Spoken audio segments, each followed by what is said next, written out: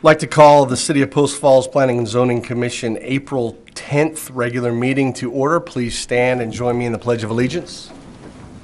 I pledge allegiance to the flag of the United States of America and to the republic for which it stands, one nation, under God, indivisible, with liberty and justice for all.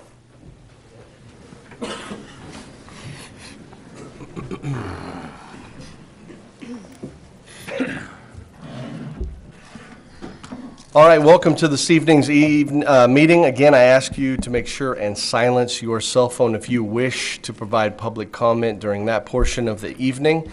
Make sure that you turn the paperwork that can be found in the back, turn that in. That being said, we'll go ahead and take roll call. Steffensen. Here. Carey. Here. Davis. Present. Latham. Here. Bishop. Here. Hampe. Yes. Kimball. No. Okay. Mr. Manley, any amendments to the agenda this evening? No, there is not. Do we have any ceremonies, appointments, announcements, or presentations? There is none. All right. That being said, moves us to declaration of conflict. Any declaration to express? Okay, none being said. That would move us to item number 7, consent calendar. Mr. Manley. Yeah, item A is the minutes from the March 13th, 2018 meeting. Item B is the minutes from the special meeting, March 21st, 2018. Item C is the Meadow Vista Estates PUD, file number PUD-0001-2018, findings of facts. Item D is the Jacobs Run Subdivision, file number SUBD-0001-2018, findings of facts. Item E is the Rynearson zone change, file number RZNE-0001-2018, findings of facts. Item F is the Pioneer Acre subdivision, file number SUBD-0002-2018, findings of facts. Item G is the Cecil Estates annexation, file number ANNX-0001-2018, findings of facts. Item H is the Cecil Estates subdivision, file number SUBD-003-2018, findings of facts. And then item I is the St. Joan of Arc special use permit, file number USE-0001-2018, findings of facts. Is there any way I could have you read those file codes back one more time? Yeah, No, that I'm was just fun. kidding. I can do that. No. Lots of numbers. Hopefully everybody had an opportunity to look through those, so I would look for a motion. Yes. I move to approve the consent calendar as presented. For a second. It's been moved and seconded. Roll call. Hampe. Yes. Bishop. Yes. Latham. I need to abstain. Davis. Yes. Carey. Yes. Steffensen. Yes. All right, citizen issues. This section of the agenda is reserved for citizens wishing to address the commission on issues that are not on the agenda. Comments on issues that are planned for future meeting agendas should be held for that meeting. So not in relation to tonight, any public comment? Citizen issues, none being said. All right. I believe no unfinished or old business, correct? That is correct. All right. Mr. Wilson. Thank you. I know we have a number of folks here tonight.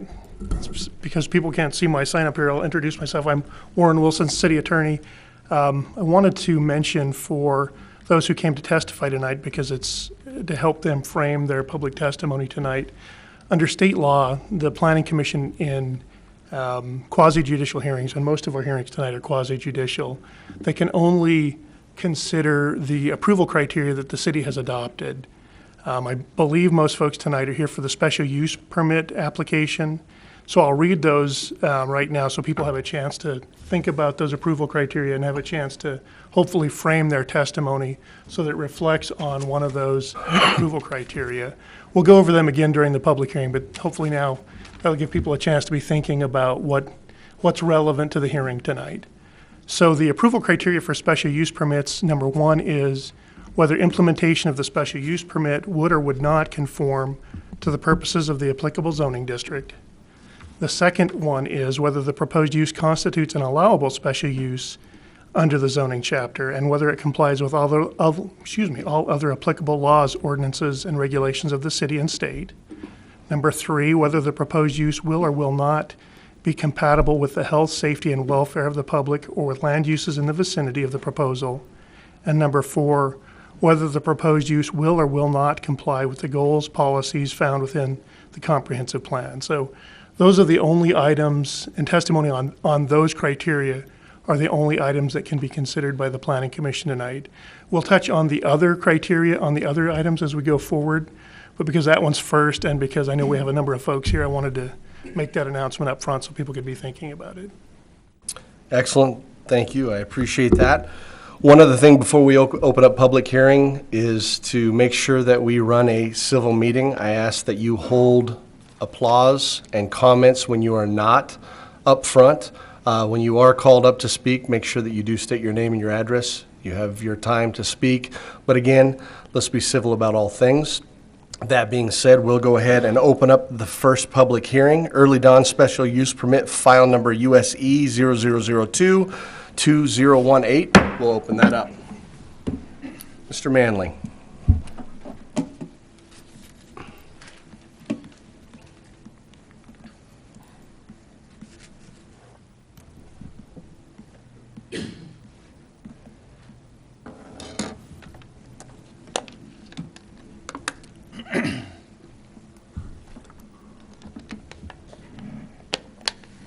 Good evening, Chairman Davis and members of the Commission. John Manley, Planning Manager here at the City of Post Falls, presenting the Early Dawn Apartment Special Use Permit. The applicant is Lance Douglas, and the requested action is for you to approve the special use permit request that would authorize 300 multifamily units on approximately 17.45 acres in the Community Commercial Services Zone. The Community Commercial Services Zone says that residential uses may be allowed within the zone at densities permitted by high-density residential R3 zone through the issuance of a special use permit. Project location is as you see here in the red hatched area. You have Pole Line Avenue just running along the south bit of it. You have Highway 41 just to the west. So it's a little bit northeast of that intersection of Pole Line and Highway 41. It also happens to be just west of what's the Foxtail Subdivision along the eastern boundary, so just a little bit west there. And there's Zoros running eventually north-south all the way to Prairie Avenue. This map here gives you the idea of kind of generally where it's at in Post Falls. So it's, you know, on the eastern part of Post Falls on Highway 41. So the project description, you see here, there's the acreage mentioned and the units requested. You see a general layout coming off of Pole Line going into the facility with the building locations with some garages around the perimeter. You see the landscaping around the perimeter with some proposed egress onto Zoros and onto Early Dawn. Ross Point would be the water provider for this proposal, with the City of Post Falls providing water reclamation facilities. And for those, that's sewer facilities. I don't know what that term means. Looking at this is the proposed elevation schedule of the proposed project. So you're seeing here the 3 stories proposal. You see the entrances and kind of the architectural features that is preliminary plan for this project. So get a sense of this, the area and the context of how it fits in. So you look at, now we've switched to a blue demarking for the project area. So I highlighted the road network for this, as well as the kind of overlaid kind of the aerial. So looking to the west side of Highway 41, Charville Road is a quarter-mile backage road. It's very similar and going to serve a similar purpose as Zoros Road. So you can kind of see on the west side of Charville Road, you can see some single family, and then on the east side of Zoros, you see single family. On the west side of Highway 41, you see this mix of some multifamily. Then you see the proposal here on the east side, and same general location of what you'd see on the west side. Also, Highway 41, what I highlighted, well, the reason why it's red and why I highlighted it red, and I'll go into more detail through this, is it's a commercial corridor and it's been designated as a commercial corridor. So, and as you've seen in the intro, multifamily is an option for commercial through an issuance of the special use permit. So there's kind of the makeup there of this general area, as well as you can kind of see it's very, the purpose of the quarter-mile backage road is to help offset some of the impact on Highway 41. You don't see, we don't have quarter-mile backage roads all the way through Post Falls. It's specific to Highway 41 as kind of to serve as a relief valve to that corridor. And looking at zoning, here's where you can see how that big swath of red that runs down Highway 41, and I presume that, you know, if these were to annex into the south, these county pockets, those probably would be painted red too, but those are all in the county. So you can kind of see how it, basically it's alluding to the fact that the intensity is going to be on Highway 41, and as you go away from Highway 41, you're going to transition to lesser intense uses. The future land use map, here you see the project site highlighted in the black area, as the yellow is residential. And our current comprehensive plan doesn't delineate whether a single family residence on 1 acre or whether it's an 18 units per acre site, what the difference is. It just says residential. All would be compatible with or consistent with that designation. And in the red here you see is the commercial, once again, continuing that theme that Highway 41 is going to carry that commercial load or that commercial traffic through it. So just some general project information that we've gone over the comprehensive plan. The current land use is large lot residential vacant. We've gone over most of this already. So I'll go into the review criteria that you're looking at that Warren introduced the special use permits process for as part of this application. So the first one is implementation of a special use will or will not conform to the purposes of the applicable zoning district. So as you say here, the purpose for the CCS zone is to support a wide array of retail, service, manufacturing, technical, professional office, and then you can see the multifamily included in there as well.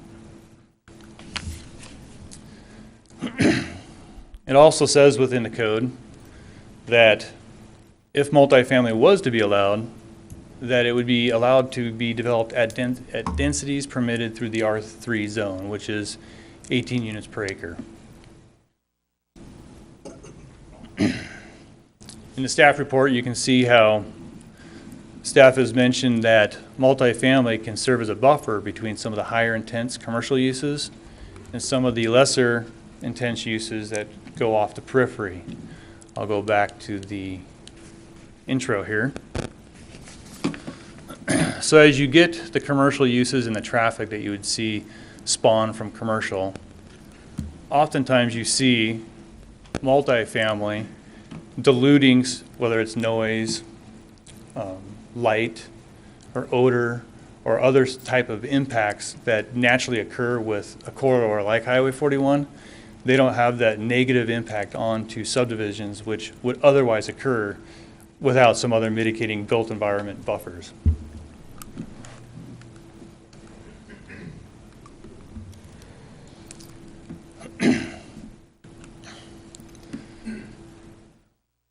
Also, if for some reason this was approved, multifamily would then go through an administrative process, a site plan review process, of which we look at fire departments involved, we look at on-site parking, we look at adjoining improvements affiliated with the site improvements. So it would have to meet all the requirements for site plan review.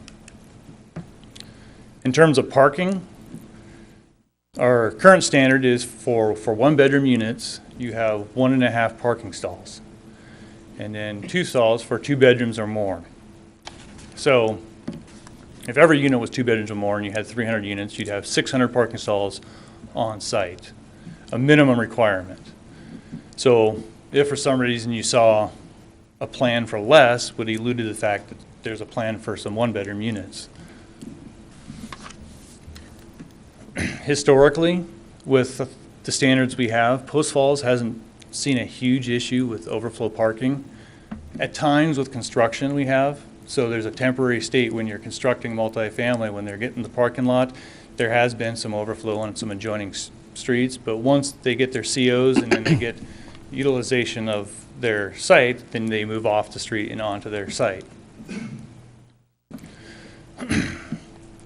Also, in looking at what role does the streets play to parking? Well, for this site, I'll go back to, on this here, Zoros, which is a minor collector, will have parking on one side. More than likely, in talking with the engineering division, the parking will be on this side of the multifamily along the west side. Pole Line Avenue wouldn't have parking. There wouldn't be parking available on Pole Line. Early Dawn, minor collector as well, so it would have parking on one or both sides. And then Highway 41, obviously no parking on that.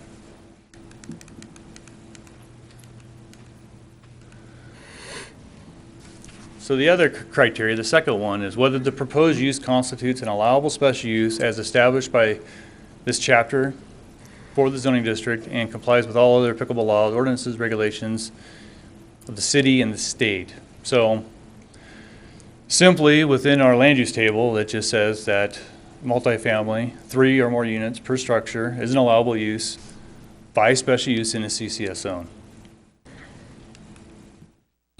The third criteria, whether the proposed use will or will not comply with the goals and policies found within the, actually I apologize, this one deals with the health, safety, and welfare criteria, whether or not it has a negative impact on the health, safety, and welfare of the community. So looking at the first one is that the proposed use would not have a noxious characteristics or impact on health, safety, and welfare. It may mitigate, as I said in some of the commentary earlier, on some of the, from Highway 41. This site would be served, as stated, by a Ross Point Water District. As regards to sanitary sewer or water reclamation, it can be connected to city's facilities. Existing facilities have the capacity to serve and handle the requested use. In regards to transportation, I went over Pole Line, Zoros, and Early Dawn, but it was stated that it wouldn't have any adverse impacts on the adjoining transportation system. And staff went into some detail to kind of look at adverse impacts and what does that mean and how does it relate to the proposed multifamily to commercial. So you can see here per the ITE trip manual, the 9th edition, that multifamily approximately does about 180 trips for evening peak hour, which is less than the 425 to 950 peak hour trips that you would see anticipated with other commercial development. And you can see here that it was looked at for those types of uses, offices, retail, banking, fast food. And then there's also a reduction, a 50% trip reduction factor due to pass-by trips. That was looked into that analysis between multifamily and commercial. Fire looked at this and they said they could deal with this at time of site plan review. So the fourth criteria is whether the proposed use will or will not comply with the goals and policies found in the comprehensive plan. So I'll highlight two. One's policy number 7 and policy number 2. And the first one I'll go into is policy 7. Encourage a balance of land uses to help Post Falls remain a desirable, stable, and sustainable community. And how this is accomplished is it assists placing individuals closer where they may work or do commerce and possibly near future transit. So you look at our comprehensive plan, and when it deals with residential, the goal is if you have a car and you live in a suburban neighborhood, you'd be further away from the corridor because you have a vehicle. Versus if you were living in apartments, you'd probably want to encourage your multifamily housing closer to where you may have transit or commercial or wherever you may be working. So there's some logic in that policy statement. It oftentimes provides housing for our workforce. Teachers, government employees are examples, along with service industries, other entry-level positions, because when you look at where our current housing prices are, even rent prices for that matter, are fairly high currently, that it provides an ability to provide housing to places of employment within your community. Policy 2 is providing a range of housing types and price levels to accommodate diverse ages, incomes, and provide effective, affordable housing. So instead of rehashing everything, I could basically state everything I said in Policy 7. I have a couple additional comments. Is currently 23% of the housing in Post Falls is multifamily. 3 units or greater would be considered multifamily. These were the agencies that were notified for the special use permit. Kootenai County's response was neutral overall. They did acknowledge that it was in their service area and that their closest station would be there at 3850 East 16th. So I'd stand for questions you have for me for the intro at this point or regarding this proposal. Any questions for staff at this point? John, I just have one question. The CCS zone, that allows things like gas stations and retail stores, things like that, any of that, right? Yeah, pretty much everything you see down Southeast Way is permitted in a CCS zone. Just as a reminder, what in the CCS zone requires a special use permit? Anything that off the top of your head as far as gas stations, things like that? Or there are some heavier, the way that our current zone is set up, some of the heavier industrial uses more industrial. are Okay. permitted through a special use permit because you'd want to look at, okay, is there things that we need to mitigate the impact of the industrial next to wherever the proposal is? Because you could have, a residential development that you may want to, because in our code, we have buffering requirements. Right. So maybe you would condition the approval of whatever industrial project it is to meet the buffer yard requirements as stated in the code, or there may be other matters. Maybe there may be some impact oriented that per the four criteria that then would be cited potentially. Gotcha. But Okay. Yep, good to know. I don't have it memorized, the land use Yeah, table. no, I know. Perfect. That answers my question. Other questions for staff at this time? No. Thanks, Sean. All right, thank you. Applicant.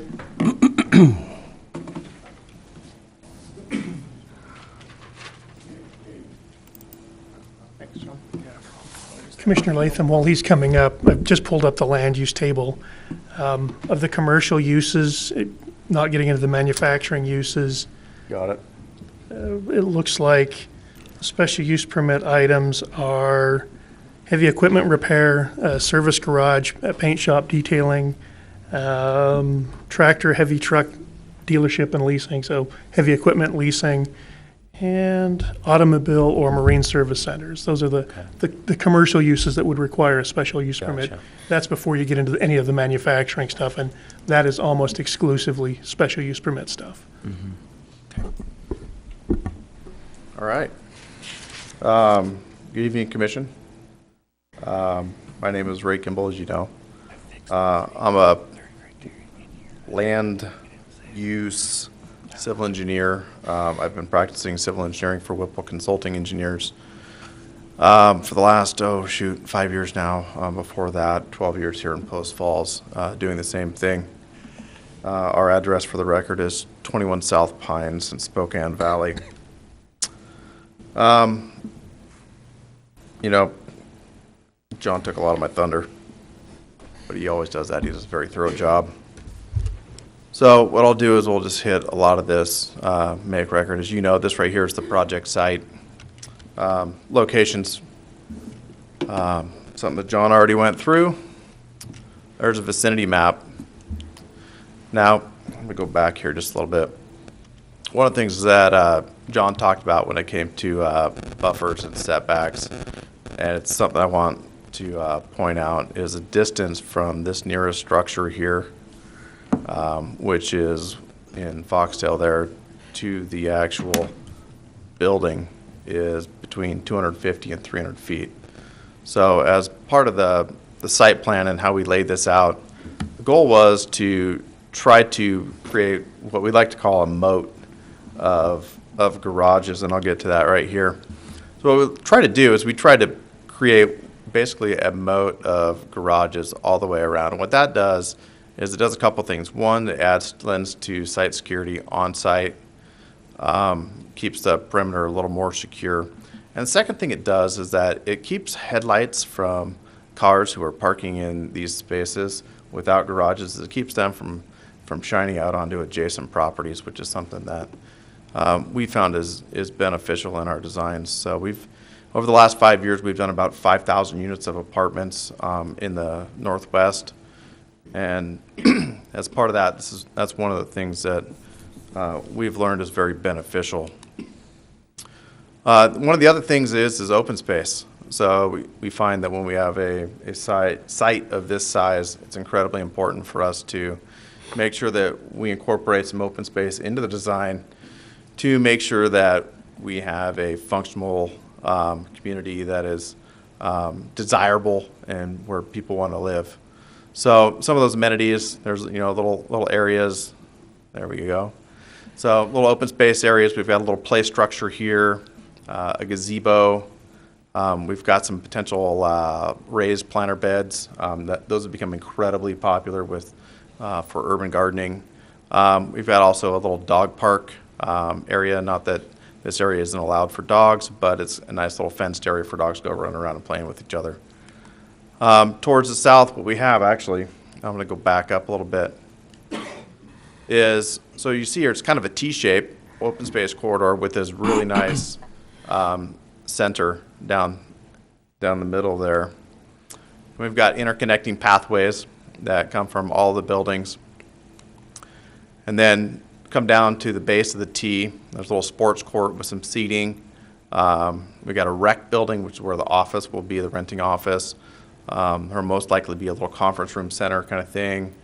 Probably a small little workout area, treadmill, cycle. We've got a pool, heated outdoor pool that will have be fenced in, and we'll have showers that are associated with it as required by code inside the rec building. You saw the elevations are fairly straightforward. We have two types of buildings here. We've got a 2-story garage under building, which is where you see right here on the bottom floor. That is the garage door, so people have the opportunity to have a inside garage attached to their unit. For some of the buildings, the others are the 3-story ones that John showed in his presentation. Mostly when it comes to standards for approval, I know we've already hit this in our, and staff has hit that, and we've also hit it in our narrative, but to make record tonight, we want to make sure that everybody here has the opportunity to hear what we have to say. So basically, with regards to one of the first standard for approval, implementation of the special use would and needs to conform to the purpose of the applicable zoning district. And basically what that means is that you can't compromise present uses. So by what you're putting there, you can't compromise the present uses. So today, the adjacent uses are largely undeveloped commercial and single-family residential. The multifamily development in this location will serve to buffer between high-intensity highway-side commercial development and the single-family to the east. This is, as John pointed out, a mirror image of the development pattern found within the Tullamore development directly to the west, where on one side of Charleville we have some very nice, very expensive homes, and across the street we have some multifamily. Nearby homeowners have got some concerns with regards to the increase in traffic, and I apologize for not having this in your staff report, but I'm going to hand out a traffic trip generation memo. Staff has got a copy of it. I'm going to hand one out for each of you.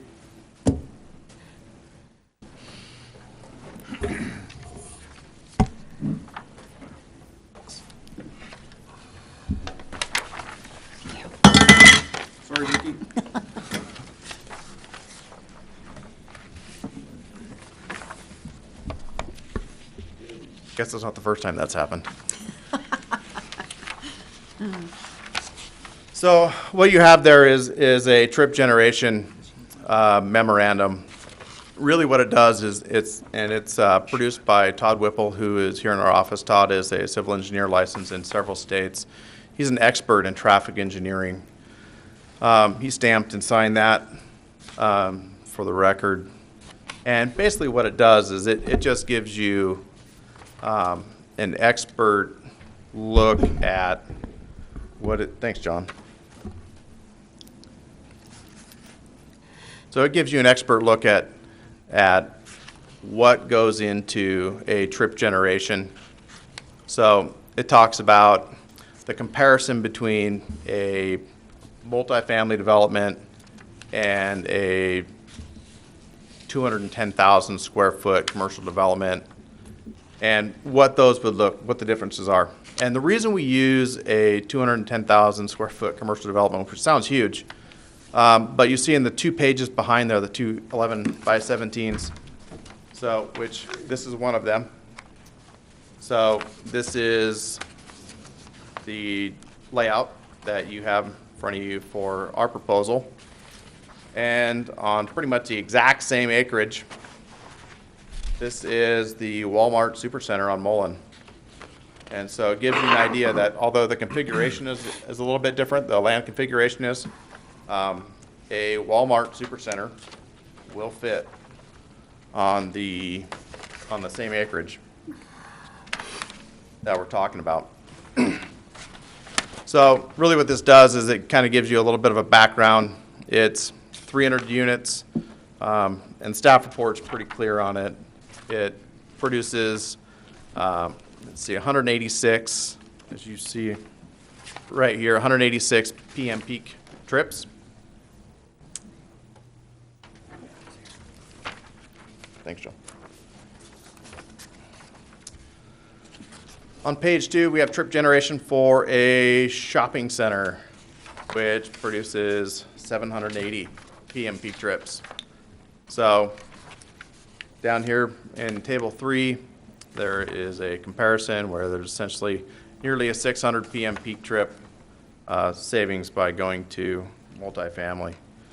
And really what that does is it reinforces something that is potentially counterintuitive.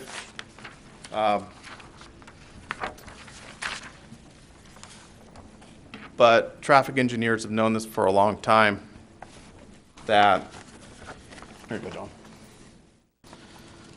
that in areas where traffic is an issue, actually commercial land using up commercial land with multifamily has a tendency to reduce the potential impact for traffic in those areas.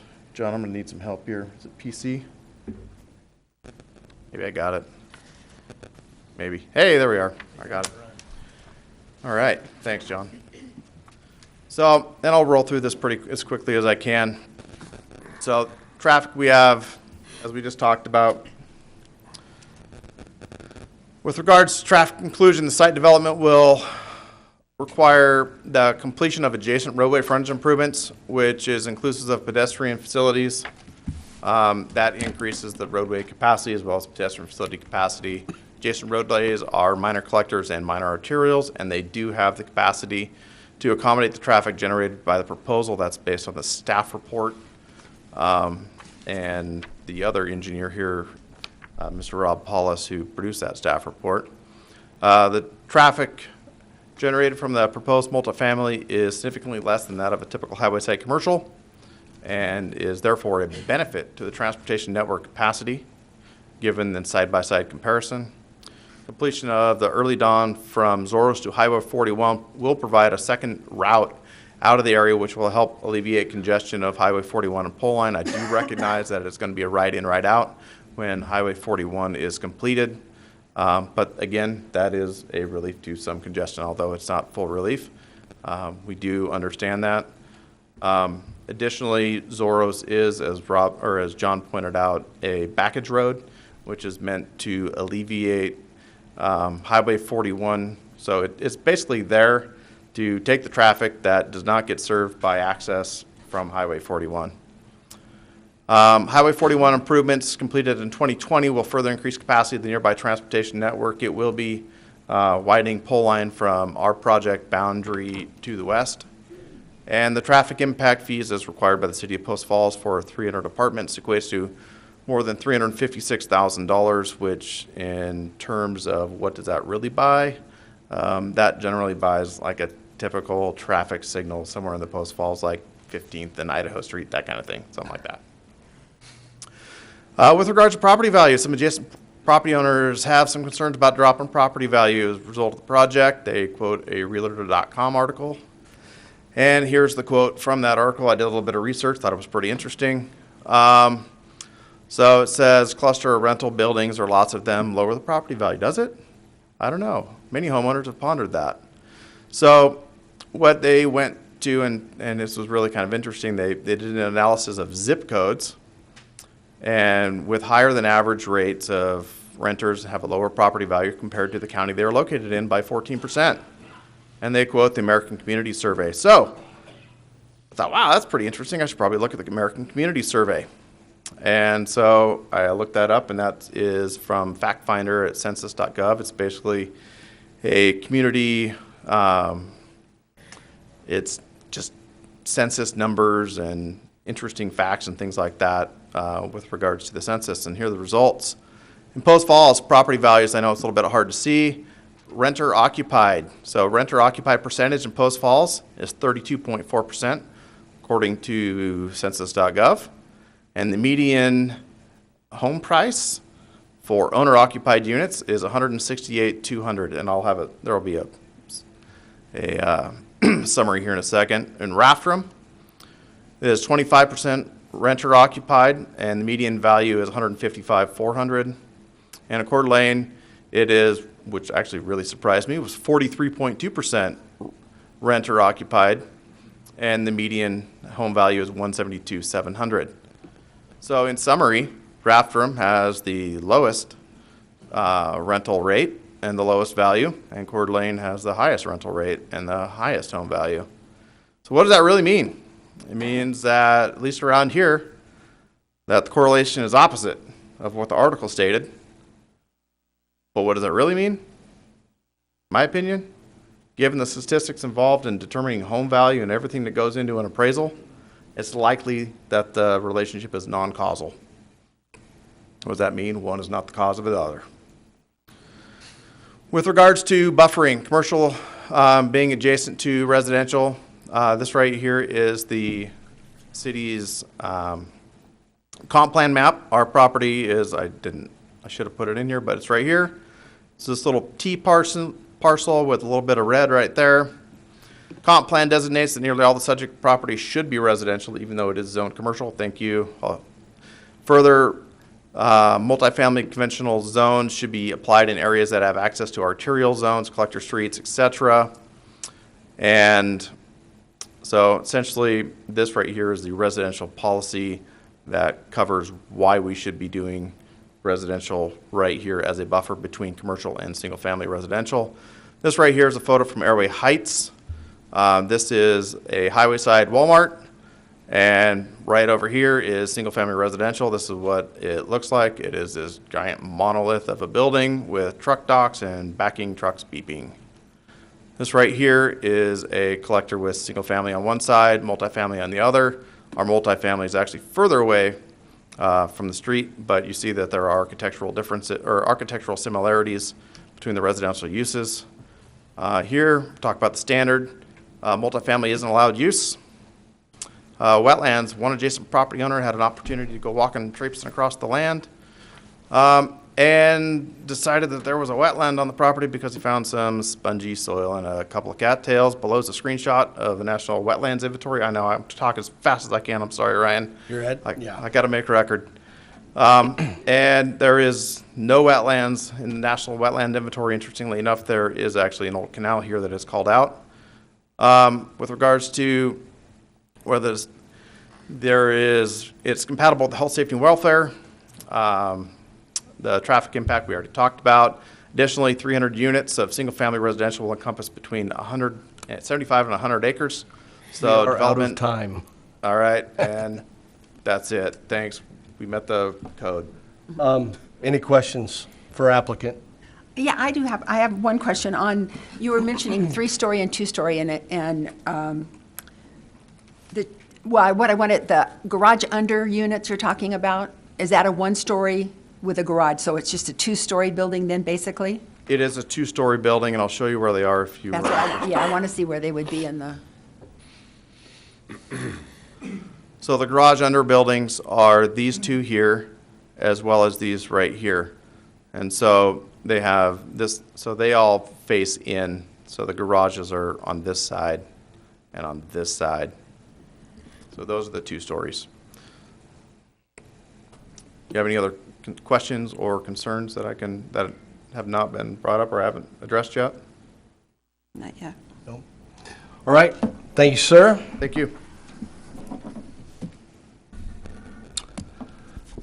Public comment in favor we'll start with.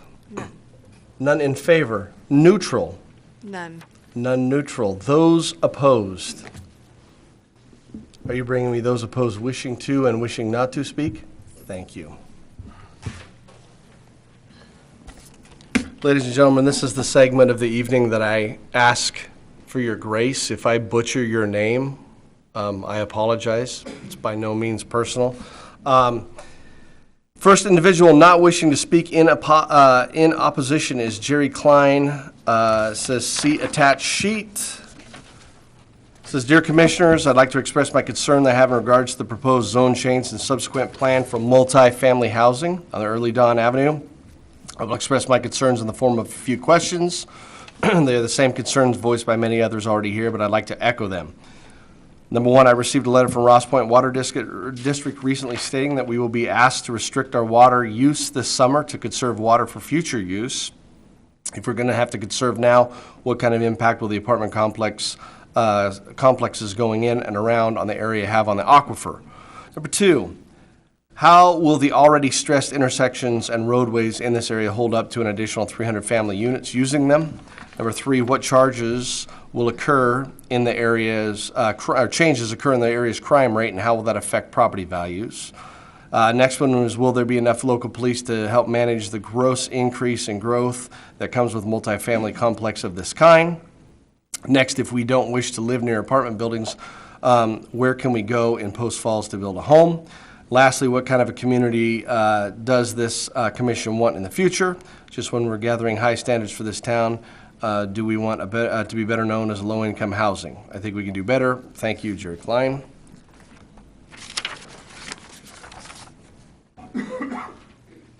In opposition, again, not wishing to speak, is Judy, is it Kiker? I oppose a special use permit. This changes from commercial to multifamily residential for 300 units in our neighborhood, poses multiple problems and public safety and traffic congestion, demand on our public schools and all public services. In opposition, wishing to speak, Bob Flowers. Mr. Flowers, you know, state your name. You have 4 minutes, sir. Bob Flowers, 3914 East Maplewood Avenue. Good evening, Commission. Well, I know that our public attorney told us what we could and couldn't say, John, or what we should and shouldn't be addressing.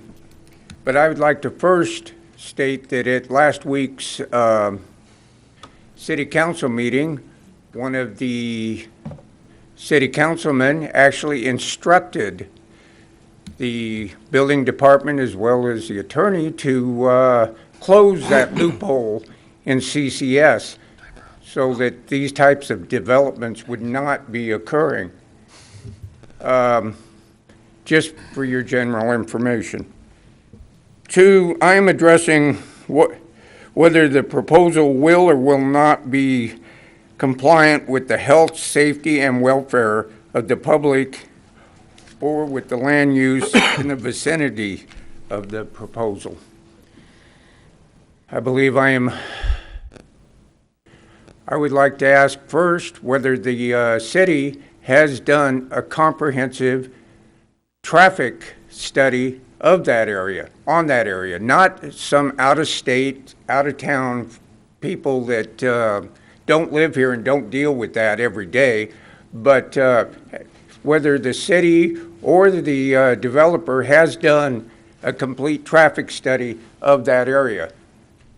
If not, then I believe that the information we're getting tonight from the building department as well as a developer, which happens to be a member of the P&Z,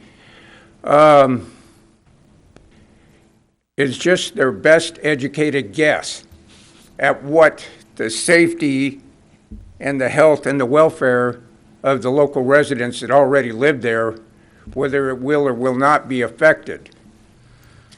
And if the city's opinion can be accepted as fact, I believe that also the public's opinion should be accepted as fact, because I believe that they are expressing their best educated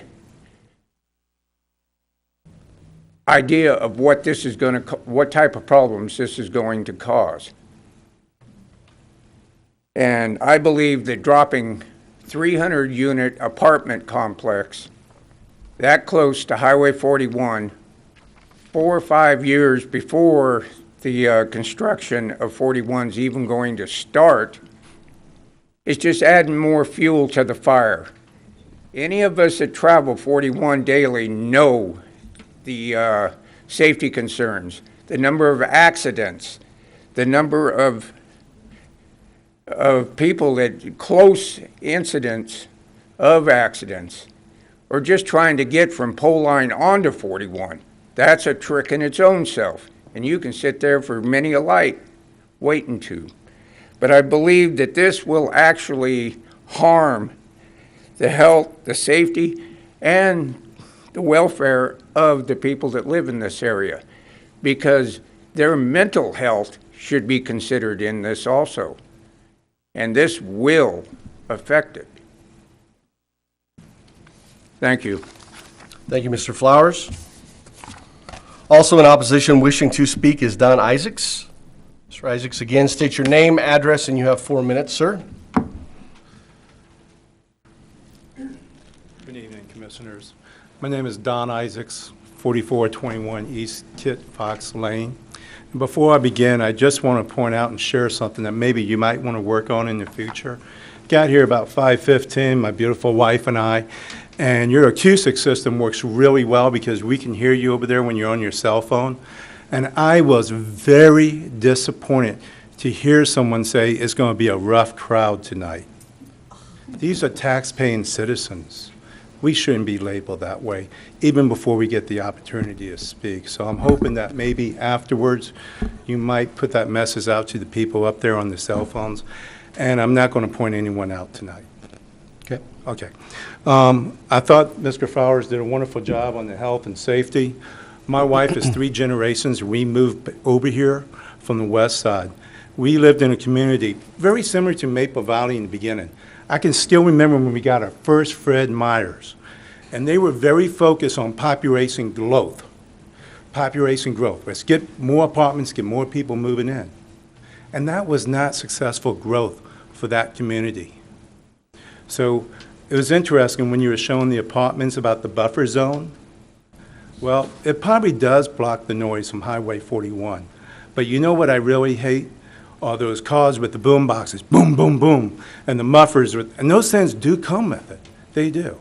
And when you got the cars parked on the street, well, that's not good safety. People are going to break into those cars. And I have to recommend the police force here in Post Falls. They're ranked in top 10 in the state of Idaho. And you know also is in the top 10? Post Falls for population growth. So at what point in time does the scales begin to tip that you're just focused on population growth? Your book that you pass out to the business developers state that we are a small town with charm. That culture changes when all of a sudden you start bringing more and more apartments in. What is your culture for the future? Right now, I left my notes at the home, and I took a look at the HUD 8A housing for Post Falls. I was kind of hoping that, I think it was John, I was hoping somewhere up on his map, he was going to say what percentage of the 300 homes, actually, I don't even want to say 300 homes. Let's look at it in terms of automobiles. Conservatively, if they had 3 cars, that'd be 900, but we can go in the middle and say, you know, husband, wife, 2 cars. So let's just say 600 cars now. That's a lot of traffic there. And I would love to see on that map, backpedaling a little bit, how many of those is going to be low-income housing? That is something that taxpaying dollars, even though we're a rough crowd, would love to know what percentage that is. I mean, we spent a lot of money paying taxes. I think we're entitled to that information. I could go on, but I think you kind of got my point across here. We love Post Falls. My beautiful wife and I, these 3 generations, we came back here because this is where we wanted to be in Post Falls. But the future is in your hands. Is it population growth or successful growth? Hopefully it's going to be successful growth so that we can have pride in our community. Thank you for your time. Thank you, sir. Appreciate it.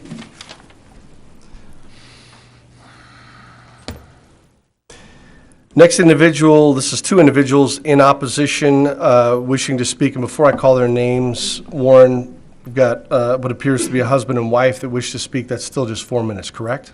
If they each want to speak, they'd be entitled to 4 minutes. 4 minutes total. 4 minutes each. Or 4 minutes each. Okay, perfect.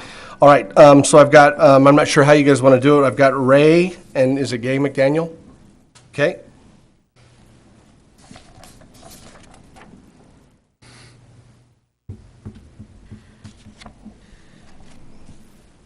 And again, we just ask you to state your name, address. You have your time. Thank you for allowing us to speak. My name is Gay McDaniel, and I live at 4598 East Kit Fox Lane in Post Falls. And first of all, I just wanted to say that we love our community, and we're very proud to be part of Post Falls. We do have concerns, though, about, again, as the last gentleman stated, about with the growth with all the apartments and stuff. Number one, that we do believe that it is a health and safety issue, and that, number one, it drains on our resources, our police, our fire. Also, we are concerned, I noticed that the gentleman who brought the proposal did not at all address the fact of crime rate, but in the fact of when you have an apartment complex where people move in and out quite often, oftentimes you will have an increase in crime, and so we're concerned about that. And the Foxdale community, when we purchased in there, we were told that, you know, that would all be a housing area for single family homes. And so that was pretty important to us. So we are very concerned. We love our home. We don't want to have to.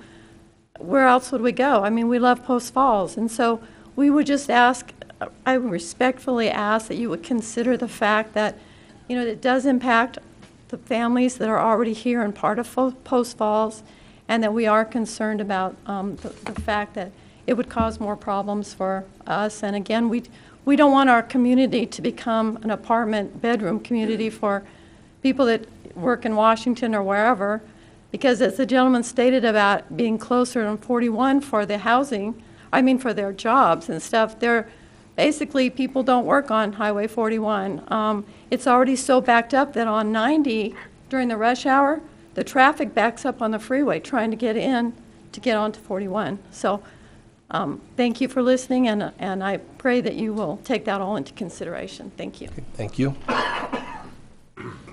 I'll just take a couple of minutes, actually. You're good. My name is Ray McDaniel, live at 4598 East Kit Fox Lane. Approximately a little over 3.5 years ago, we moved to this area. We are retired. I'm retired peace officer, deputy sheriff from the hated state of California. But, and my wife was a supervisor in the DA's office there.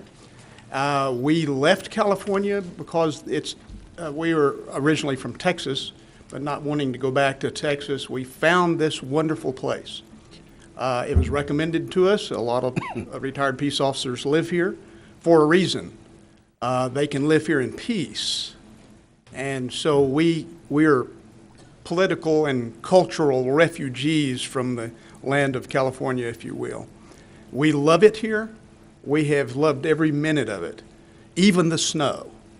And so we fear having practical experience with high-density multifamily housing and the problems that come with it that are not seen in studies necessarily. We are concerned, being homeowners, that our quality of life will change. We understand that land developers and corporations bring money to the city, but also the residents here should be considered because of the quality of life that is going to change because of these apartment complexes. And we're in opposition to it because of those reasons. Thank you. Excellent. Thank you, sir. All right. Also in opposition, wishing to speak is Ron, is it Berkheiser? Yes, sir. I got that right? You got it right. Wonderful. With Budweiser, but we didn't get brewery.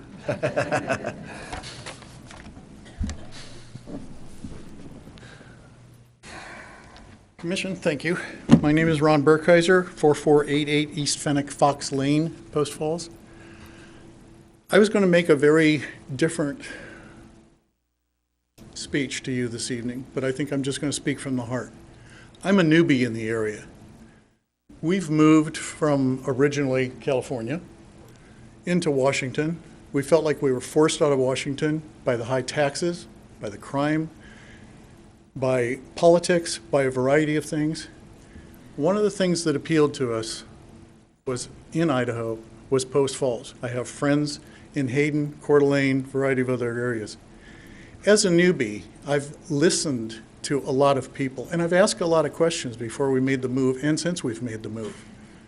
And now that we've made the move here, the one underlying thing that I continue to hear from so many people, whether it's at the store, church, wherever I am, Post Falls is a wonderful community, but the one thing that they see as a major drawback is the hodgepodge of building that has happened in this community. I didn't understand it until we got here. I see the hodgepodge, and now we're talking about proposing special use for a piece of property that really should be hopefully bringing business in. I mean, if I look back at the comprehensive plan, one of the things on page 8, it specifically talks about creating an atmosphere where business can thrive. I would think we would want to create that environment, bring the businesses in, create a place that is wonderful and welcoming to people, that people want to live there because there are jobs, not turn it into another bedroom community, especially one that's very, very dense, but make it appealing. Look at the areas, whether it's the inner harbor of Baltimore, variety of other places that have done that with shops underneath, higher level condos above. You create an area where people want to live. Right now we're talking about creating a bedroom community. If you want to go shopping, where do you go? You leave Post Falls. Do we want to bring that money back in here? Do we want to keep these people happy? Do we want people closer to their jobs? There's a lot of retired people like myself, other people that I've heard. Would we take a part-time job at one of these retail outlets someplace close by? You betcha. So I ask you to reconsider drowning us with more vehicles, drowning us with more people. Bring in some business. Let's get something that makes people want to come and live in Post Falls. Thank you. Thank you, sir. All right, also in opposition, wishing to speak tonight, Molly Robbins.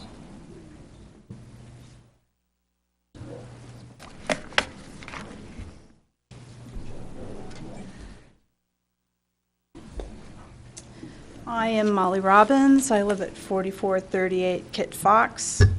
I live on the corner of Zoras and Kit Fox. I have a lot of questions about what's going to happen there. And I'm married to a civil engineer. I know a lot about traffic and the planning and all that. Been there, done that. You can skew numbers to go anywhere you want with your traffic studies, with the property values. because it's self-serving. I'm here as a homeowner, and I would like some protection from the commission here. And I would probably speak for most of the people here. But the traffic level is critical right now. Right now. 2-3 years from now, when they're gonna, widen roads, doesn't help us right now. We're in trouble now. We're in real trouble. And it's easy to be off-site and write up your proposal from some nice office somewhere and put in all the language that you need to do, smooth transition, buffer. But this one point, and I had a whole bunch here that I wrote up, this one point on traffic is critical. And there's no traffic study or percentages you're going to tell me that I buy, because I live it every day. And all these people live it, and it's ugly. And we need to be heard on that. You would not put in a 300-unit complex if the sewer wasn't in place, if the water wasn't in place. Why would the traffic be any different? Why would the infrastructure for the streets be any different? Because it's self-serving. Don't have to do it. Just cram it in there and not think about the reality. And I'm telling you the reality. It's ugly as far as the traffic, right here, right now, without 300 units being added in. That's the reality. I don't care what another engineer says. We live it. We're not, off somewhere telling a study that you can move any numbers around. We all know that. So I want this to be considered. I'd ask the commission to please look out for us as a neighborhood, as a community, because we're crying out to you for some help and some support. And I realize that it's planning and zoning, and you plan and you zone, and you have city planners. I understand that, but this isn't a good fit. This doesn't work. And the safety of the kids and the families there, it doesn't work. And you add in 300 units. I can't even imagine what this is going to be like. So I really would like you to consider this. I'm speaking from the heart. I live on Zoros. I can't even imagine what that's going to be like. But right now we have a problem with traffic. We can't wait for 3 years down the road. Let's address what's now, okay? Don't give me some more studies and a stamped traffic study, and I know how that goes, okay? So I respectfully would like to submit my thoughts, and I'd really like you to listen to this one issue, if nothing else. Thank you. Thank you. Lastly, in opposition, wishing to speak is Jerry Ashcraft.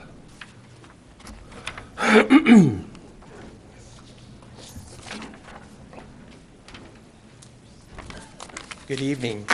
My wife and I, Jerry Ashcraft, my wife Susan and I, we live at 4437 East Kit Fox. And not to spend a lot of time repeating what's already been said here, but my wife and I are definitely strongly in agreement with everything that's been said the previous speakers.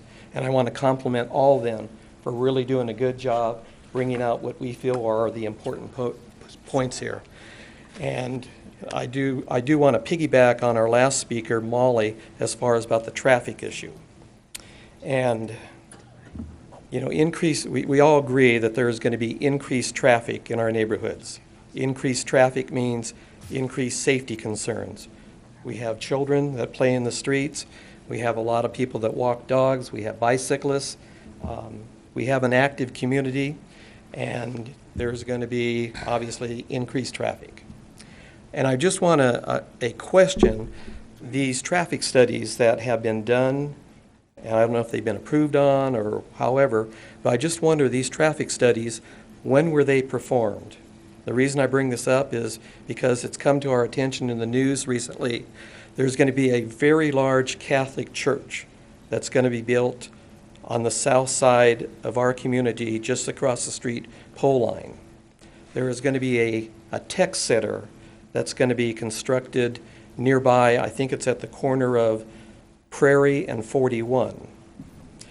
Architera, our builder of our community, plans to extend northward all the way up to Prairie. Eventually there's going to be, I think, 900 homes in our community. I think today there is approximately maybe 100, something like that. So what I'm getting at, with all this increased building population, it all comes down to traffic. And I just hope that, you know, whatever these traffic studies are, they're current, they're taking all these things into consideration. Thank you. Thank you very much. Is that it for this one? We have one more. Okay. Sorry for being last minute here.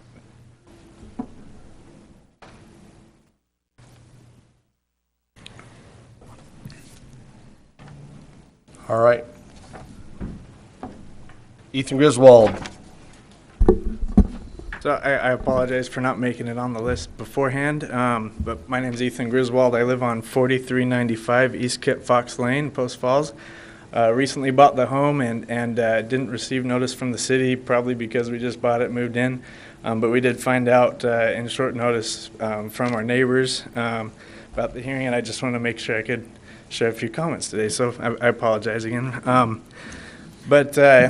You know, we love Post Falls. I grew up in Coeur d'Alene, and about a year ago moved back here to work in Spokane Valley, and Post Falls is a good fit for me personally, who didn't want to live in Washington but wanted to, you know, still be somewhat closer to work. But just a couple things here. I did my best to research the Post Falls Master Plan, Comprehensive Plan, Permitted Land Use Zoning, the Landscape Code, and the adopted, the city's adopted Highway 41 Corridor Master Plan. And from my study, granted I'm not a civil engineer or, you know, planner or zoner, but from my study, it shows that the Early Dawn Apartments is not infringing on any of the land use based on any of those plans. However, with the special use permit, the permitted land use zoning document says that special use permits, that the Planning and Zoning Commission can hold a public hearing and review particular facts and circumstances, and it also states that the commission has the ability to attach appropriate conditions to mitigate the impacts and to ensure conformance with the intent of the comprehensive plan and applicable provisions of the title. And that also includes mitigating impacts on future developments for the safety, health, welfare, and quality of life of the community. So my purpose, I'd like to suggest a few conditions that we can add on to the special use permit. And not necessarily that has to, you know, I'm just adding them as suggestions for the commission to take into consideration. So the permitted land use zoning section 18.20.70B, item 3 states that special use permit may be conditionally approved, and that item 3 says whether the proposed use will or will not be compatible with the health, safety, welfare of public or land use in the vicinity of the proposal. So noting that the proposed high-density development being adjacent to the low-density development, there is you know, a lot of discussion already about whether it'll be compatible or not. The high density next to the low density, I'm proposing that every effort be made by the developer to minimize the impact to the Foxtail neighborhood, including the use of buffering, which has been discussed, light shielding, dumpster screening, traffic calming, traffic reduction, and traffic mitigation. So there's been some talk already about conducting additional traffic studies instead of just a textbook exercise. Let's look at the specifics. The minor collector Zoros, according to the master plan and comprehensive plan the city's adopted, it's intended to carry between 1,000 and 2,000 vehicles per day. And I'd like to suggest that one of the conditions of the special use be that a specific traffic study be done to validate that we won't go over that 2,000 trips per day on Zoros. And that should also take into account future developments of the Foxtail neighborhood and the adjacent mixed-use land that's north of Pole Line and south of Prairie. And then, sorry, let me gather my thought here real quick. And then, so yeah, the bottom line is, you know, if the Zorro Street is shown that it will go over that 2,000 trips per day, I suggest that requirements be put upon the developer to force traffic directly onto pole line, so you're not going through Zorro Street. And then, sorry, I know I'm out of time. Yep, I was going to say, okay, and then just the other thing is talking about speed limit. The master plan states that Zorro's being a service level C, the speed limit should be between 20 and 30 miles per hour. I suggest that we set that speed limit 25 miles an hour indefinitely, so that can never be bumped up to 35. And then, and then we need to wrap up. All sir. right, yeah, I'll leave it at that. Thank you for your time. All right, Sorry. I appreciate it. No, thank you very much. All right. Any others? That was it? Yeah. Okay. Rebuttal?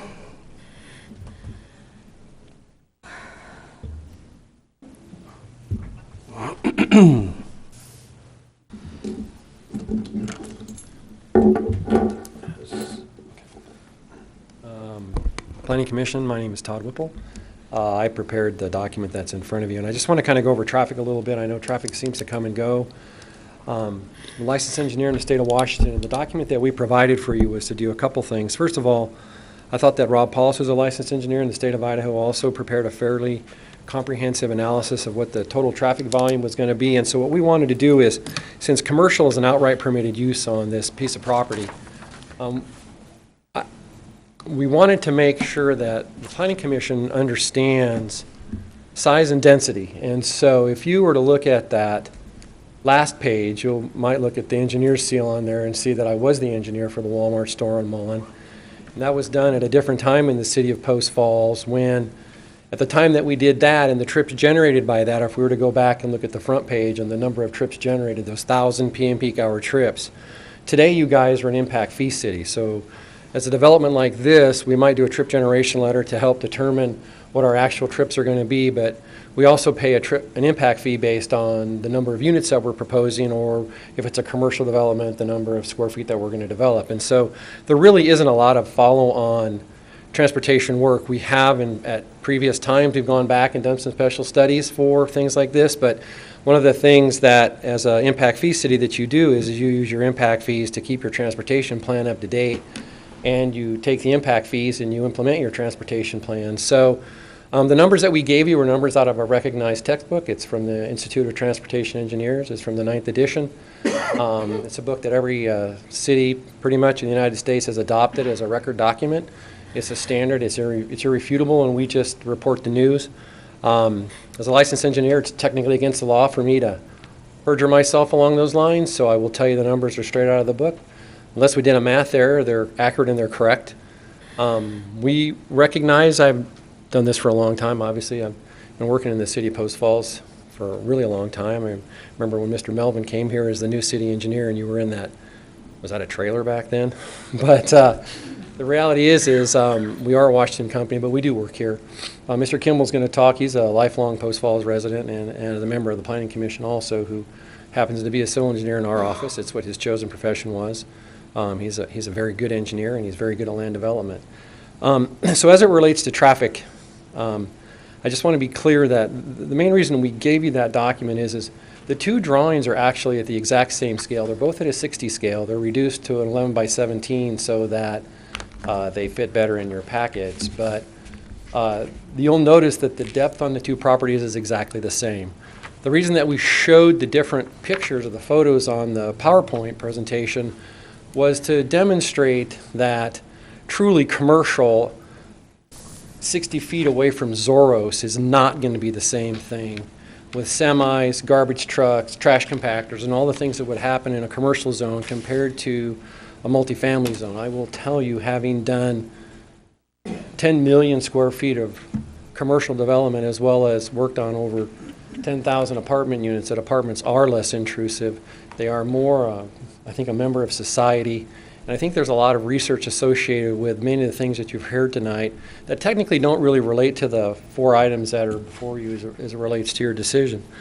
But I just wanted to make sure that I came up here and I covered traffic. The other thing that I wanted to make clear is it seems like every time we bring a multifamily project forward as a way to incite the neighborhood. I mean, it's one thing to say, oh, I've had this field here and it's zoned high-intensity commercial use, and you could put a Walmart right there. Maybe you will, maybe you won't.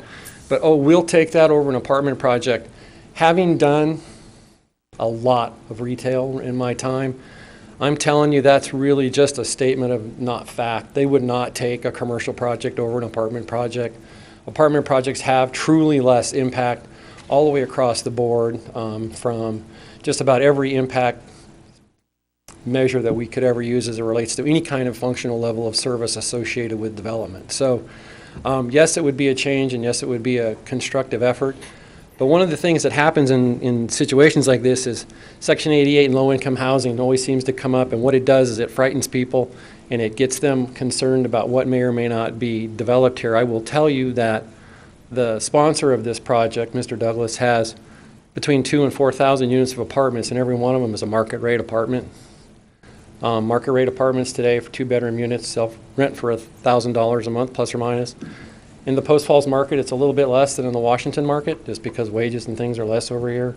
And they do provide workforce housing, but I would assume that the rents on his 2-bedroom, 1-bedroom bath, or 2-bedroom, 2-bath units will be somewhere between $900 and $1,000 a month, which is a pretty steep penny for an apartment unit, which is one of the reasons why when you take a close look at our site plan, there are so many amenities associated with it. And then I'm going to let Ray talk here and close up, but I wanted to also point out that when you get a copy of the PowerPoint, take a look at those pictures that we showed of an apartment complex. That apartment complex that we showed when we compared it to the commercial, that setback on that building was only 10 feet away from the back of curb. Our buildings are going to be a football field away from the closest house. So if you could imagine standing in one end zone looking at the other end zone in a perspective view of a 40-foot tall building, you would realize it doesn't really amount to much. So while I appreciate everything that the people who are from the neighborhood here, who've all spent their hard-earned money to buy their homes, you know, I would point out that the Foxtail PUD, if they were to really analyze it, actually has apartments in it. There's probably a lot of people here that are surprised to find out that there were apartments in the Foxtail PUD. Mr. Kimball worked on the Foxtail PUD, and he can maybe talk a lot about the Foxtail PUD if that's what the issue is, if you want to know more about it. So apartments in this area as a presentation as it relates to public and health, I think has already been determined as it relates to the preliminary plat approval and the PUD approval for Foxtail, because it did include apartments. And at that time, it didn't seem to be a detriment to the public health, safety, and welfare. And with that, I'll let Ray get into some items. Thank you. Thank you. Thanks, Todd. Ray Kimball for the record.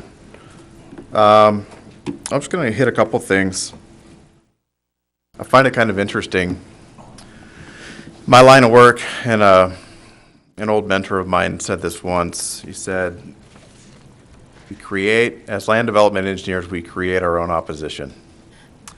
And I think it was 2007, when we did I worked hard with a team to do the Foxtail annexation, PUD, and subdivision. And as it turns out, it's been a pretty successful project. It got a lot of opposition at the time. I don't know if anyone here was on the commission at that point in time, but it did catch a lot of opposition. And as it turns out, there are a lot of people out here today who are very happy to live there and very proud of their properties, and they should be. It's a very nice community. But it does go to point out that, in fact, we do create our own opposition. There is, in fact, in the Foxtail PUD, there are multiple pockets of multifamily.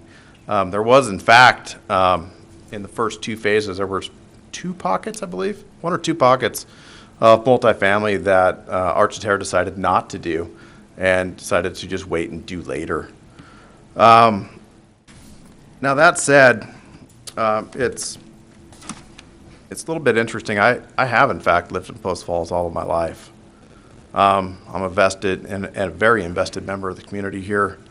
And I have some dear ties to the land. I used to move irrigation pipes for the Steinmillers out in all those fields. As a matter of fact, I live in a house that used to be on a field that I moved pipes in as a teenager.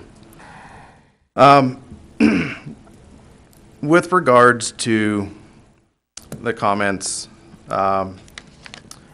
There were some comments with regards to increase in crime and how that's going to affect everyone's health and welfare and safety. I used to live in an apartment. My 2 nephews live in an apartment. To insinuate that they're criminals, or that I was a criminal, or that anyone who once lived in an apartment is a criminal is in fact offensive. With regards to traffic, you've heard a lot of people come up and talk about traffic and how it's going to be horrible. You know, the city of Post Falls, and you know this, just approved their transportation master plan. And I know that I read through it, and the appendices are somewhere in the neighborhood of 500 to 1,000 pages of appendices. That is a city-wide traffic study, and it was just completed and just adopted. And it has, as stated in the staff report, it has this project considered in that traffic study as background growth, meaning that, and if you want more confirmation on that, you can ask Rob here, that meaning that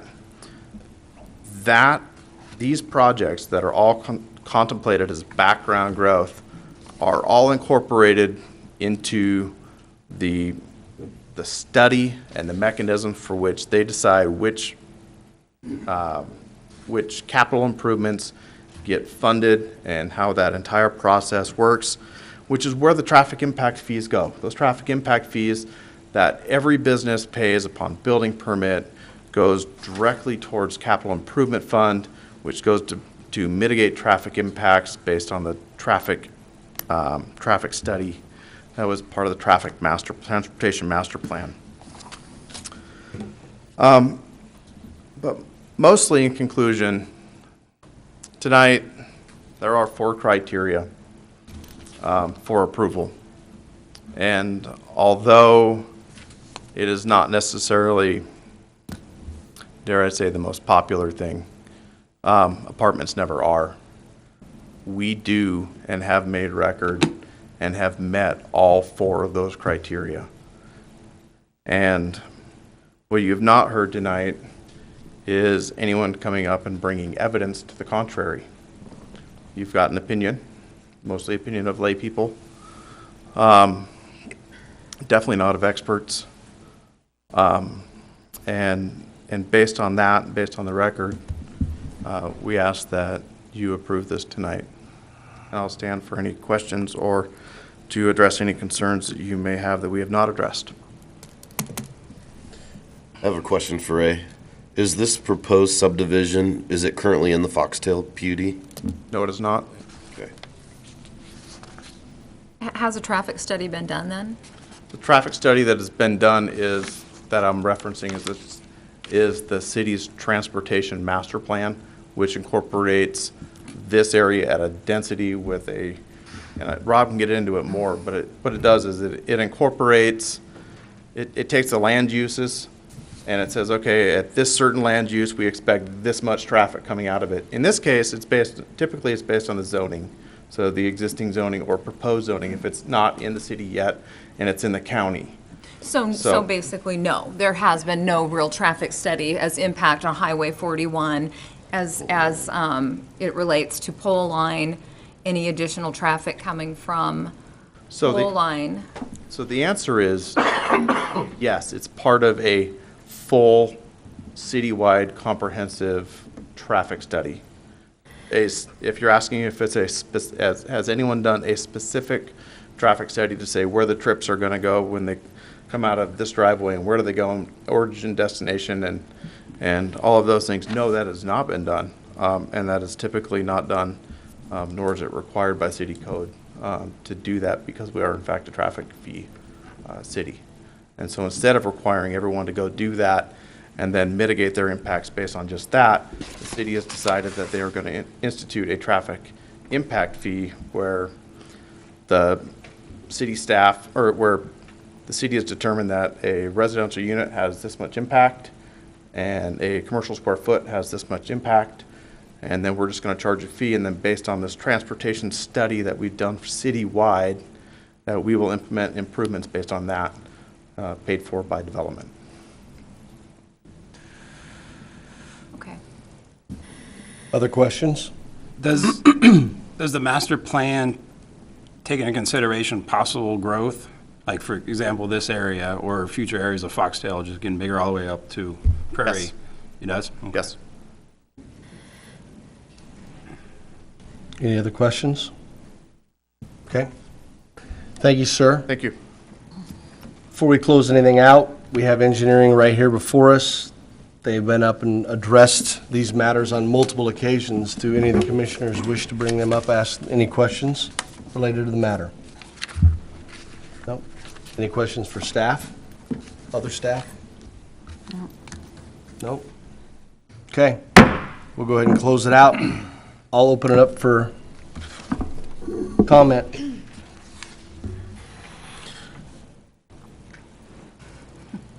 Anyone want to go first? John, can you pull up the future land use map, please? On the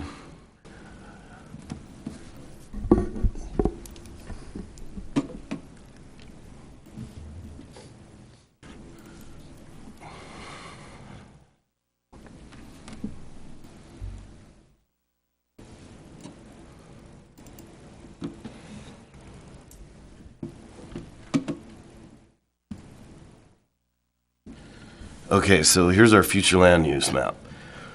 This is where we're headed. The 3/4 of the proposed subdivision is in where we potentially want to see residential.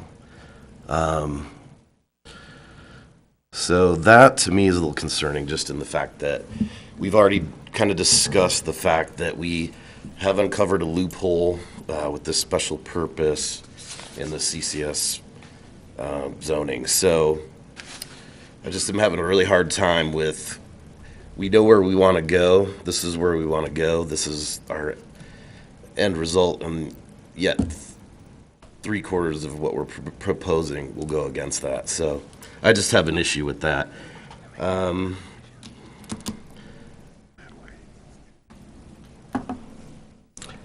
I guess that's my comment. If anybody else would like to maybe make their comments. Do we need to reopen? I just wanted to make an additional comment. So this is the time for your deliberation. I'm assuming that you're noticing that ratio was flip-flopped. Flip-flopped, but I think that was he just misspoke. So,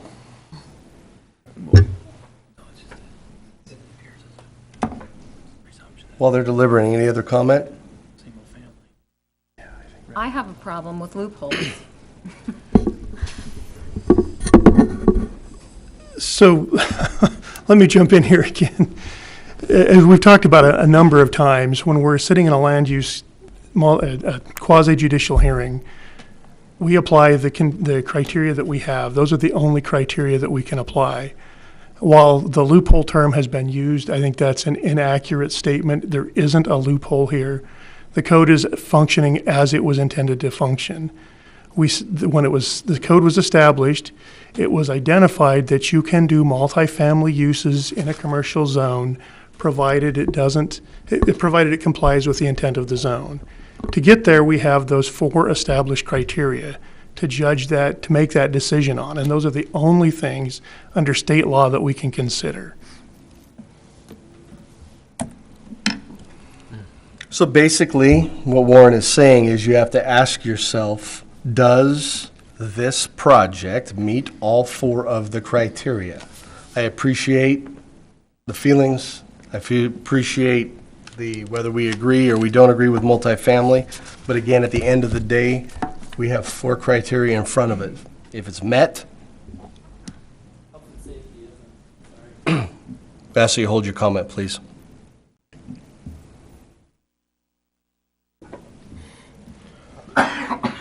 Any other comments?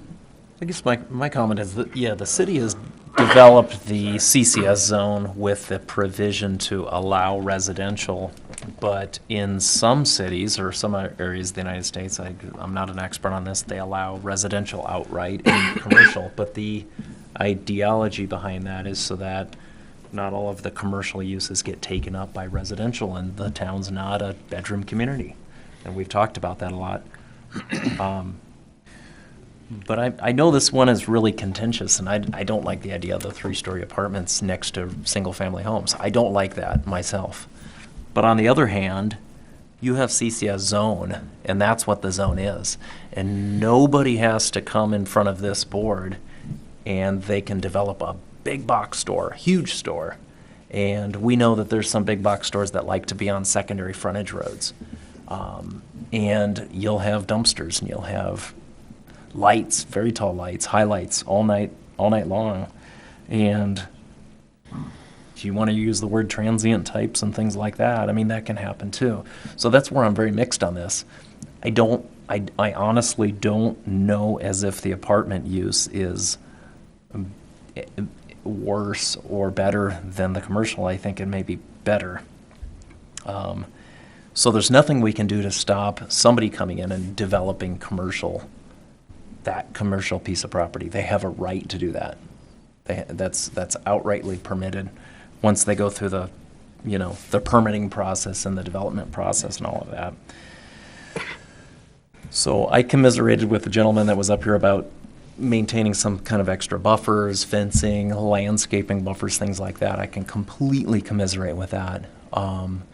But the irony of the whole thing is that if it's a big box thrift store or something, there is no buffer, and it can be 0 lot lines, and it can be right up to the easement or the edge of that road, and it could be a lot worse than what is proposed.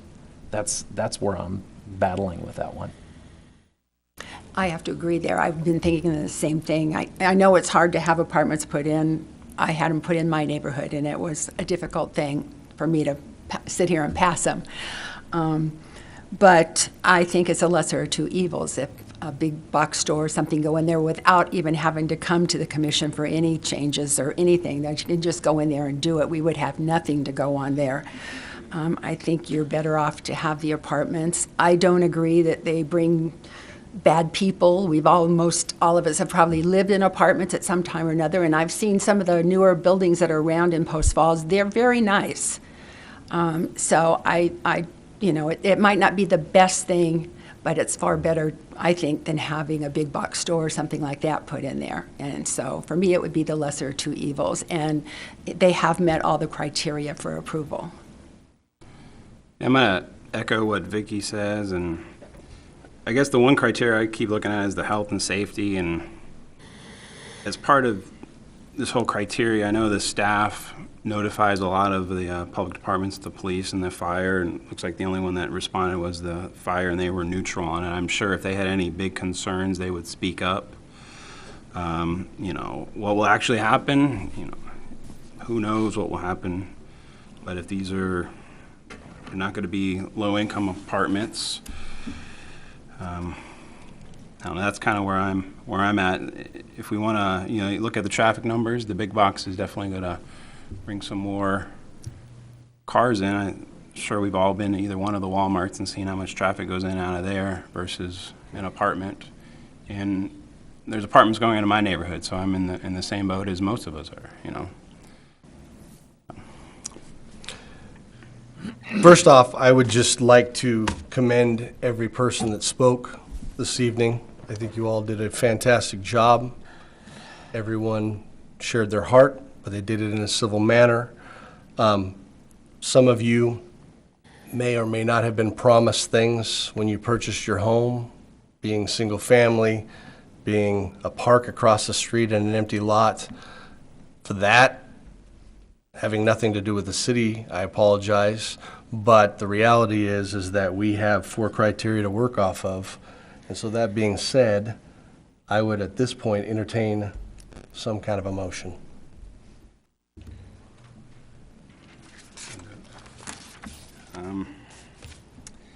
I move to approve project Early Dawn Apartments USE 0002 2018 and adopt the findings and conclusions and conditions 1 through 6 contained in the staff report.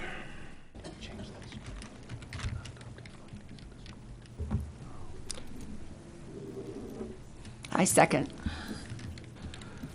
It's been moved and seconded. Roll call. Hampe, No. Bishop, No. Latham, Yes. Davis, Yes. Carey, Yes. Steffensen. Yes. So moved. That brings us to the second public hearing this evening. Pull the agenda up. Chairman Davis? Yes. It might make some sense to take a short break, because there's a lot of folks going to be trying to. Okay, let's do this. The Let's take a 5 to 7 minute quick recess.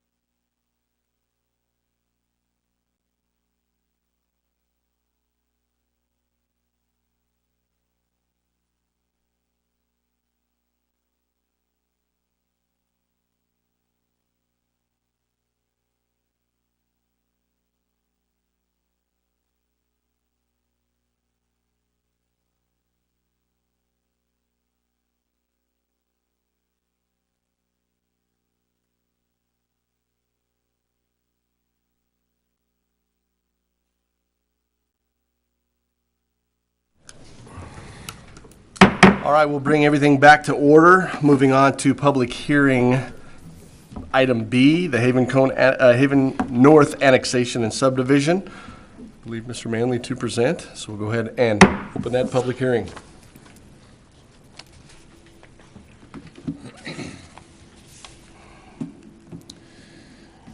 So the Haven North Annexation and Subdivision. First, I want to start off letting you guys know that this one, the subdivision part of this, came in after the change in our subdivision review criteria, or the process, I should state, that you guys will actually be either approving or denying the subdivision, conditioned upon the City Council's ultimate decision on the annexation. So this will be the first one following the new process for subdivision. So it's two separate, an annexation and a... Yeah, there'll be two. At the end, there'll be basically... An annexation vote and then a subdivision, if that's okay. So we'll bring you two sets of findings. One, that it'd be a recommendation to the City Council on the zoning piece. Okay. And on the subdivision piece, that would be a final decision of the Planning Commission. So that would no longer go to council for a new business item. Right. Okay. So the applicant of this project and owner, they're kind of one and the same here, but is the owner Johnson Trust and the applicant J.P. Johnston, Hayden Lake, Idaho. The requested action is for the Planning and Zoning Commission to review the annexation request and make a recommendation of the proposed medium density R2 zoning designation to City Council. In regards to the subdivision is to review and approve the medium density R2 subdivision of 4 lots averaging 8,573 square feet. Project location is as you see here. You have, this here is the crossing subdivision. You got, you got Horsehaven and Syringa. So it's just east a bit on Horsehaven, on that intersection of Syringa and Horsehaven. Current land use is it's residential in Kootenai County. Physical characteristics currently is a single-family residential lot with some garages and some RVs. There's no actually formal residential use established. It's kind of in between with some RVing and some garage storage going on. There's no significant topology or vegetation matters regarding the site. As a clarification, you see in the staff report there was reference to East Green Acres being the water service provider. That was incorrect. It's actually, if you see Exhibit A4, should have been the correct reference, and that's the Ross Point Water District. And they did provide a will serve letter. Sewer being provided by the City of Post Falls. So for the annexation part of this, we'll be looking at the zoning criteria, because we'll be recommending this zone to City Council. So what we look at is the street classifications, traffic patterns, existing development, future land uses, community plans, geographic natural features. Also, it states that the desire is to encourage a balance of land uses to help Post Falls remain a desirable, stable, and sustainable community. So you can see in the staff report regarding the street classifications and traffic patterns that there is no concerns with being able to provide access and facilitating this development. As stated before, the development of this nature more like would be like background noise to the overall plan of this area. Looking at zoning, here is the highlighted area in the black hatched box. You can see the purple. This area was actually approved as part of a smart code regulating plan. Since this has been approved, there's been culmination of different episodes of smart code. Currently, it's not required. When this was originally approved, all annexations had to come in as smart code. Now, we allow smart code and or conventional to come in. It's the applicant's choice, and so as per the request, it's R2. Looking at, here is your Travis Court. So upon development, the plan is to, they looked at the regulating plan and staff discussed this with the applicant, that the desire is to continue Travis Court per that regulating plan to Horsehaven. It improves access and safety to the subdivision to the north, and also meets the intent of that regulating plan. As far as the proposed R2, it would be consistent with, or mostly consistent with the SC4. That's what you see here in the dark purple. So the duplexes would be very similar in type of use, medium density residential, as was in that regulating plan. You look at the future land use, you see residential, so they're proposing residential, hence it's consistent with the future land use. So going back to the criteria for that one, it meets all the mentioned elements of this. There's no specific community plans other than what's stated in the comp plan and that regulating plan, so there's consistency there. And as stated in the intro, there was no significant geographic or natural features that would encumber not meeting this criteria. The three other ones here are commercial and high-density residential zoning is typically assigned along streets with a higher road classification. This is medium-density residential, really, the R2. It's not really necessarily inconsistent with this criteria, but it was cited in the staff report that the adjoining streets can support and be compatible with the use. Limited or neighborhood commercial at lower density residential zoning is typically assigned for property as they proceed farther away from the higher intense urban activity. Medium density, here's where we're at, so it's not lower. It is lower than 18 units per acre, but it's not 1 unit per acre or 5 units per acre. They're proposing about 8 units per acre. So once again, it's not necessarily inconsistent with this criteria. It also ensure that the land is available for future housing needs. So duplex housing is a part of that spectrum of types of housing that does facilitate needs, and it would assist fitting that niche. Industrial zoning is typically assigned for properties with sufficient access, so they're not proposing industrial, so this one really isn't applicable with what they're proposing. Here is the proposed subdivision plan. Here's that mentioned Travis Court as it extends from the crossings to Horsehaven. And here's the footprint of the structure, so you can see how they're planning on getting access to each lot off that Travis Court, similar to the houses to the north. Here's the proposal here for the subdivision. You see the reference to the 8 units per acre. Everything else has been mentioned as his general overview. Now then, as far as the subdivision element, you know, as we said in the intro, you'd have the annexation piece and the subdivision piece. So now you have a separate criteria for dealing with the subdivision element. Definite provisions have been made for water supply system that is adequate in terms of quantity and quality. So you see that will serve letter from Ross Point, so they'd meet this criteria. The second one, adequate provisions have been made for public sewage system and that the existing municipal system can accommodate. This would be the case. We can serve these services to this site. I've already discussed about 3, how the proposed streets could facilitate this development. 4, all areas of the proposed subdivision may involve soil or topographical conditions presenting hazards. There was none cited for the site. The area proposed for the subdivision is zoned for the proposed use. Obviously, this will be conditioned upon ultimately getting annexed by the city council with what the zone you may or may not recommend to them. If you do recommend an R2 and they do choose to annex with that, they would meet this condition.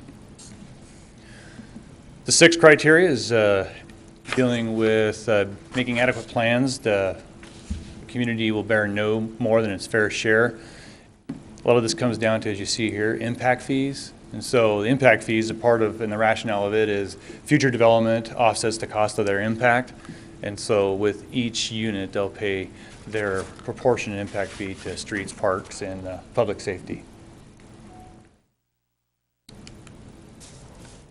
Here you see the agencies that were routed concerning this proposal.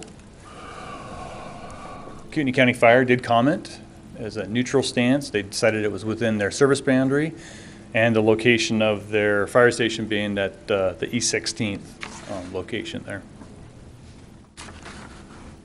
So at this point, I'd stand for questions you have for me at this point with what you've seen in the staff report. Or any questions for John? All right, thank you. I think we're good at this time. Thank you. Applicant.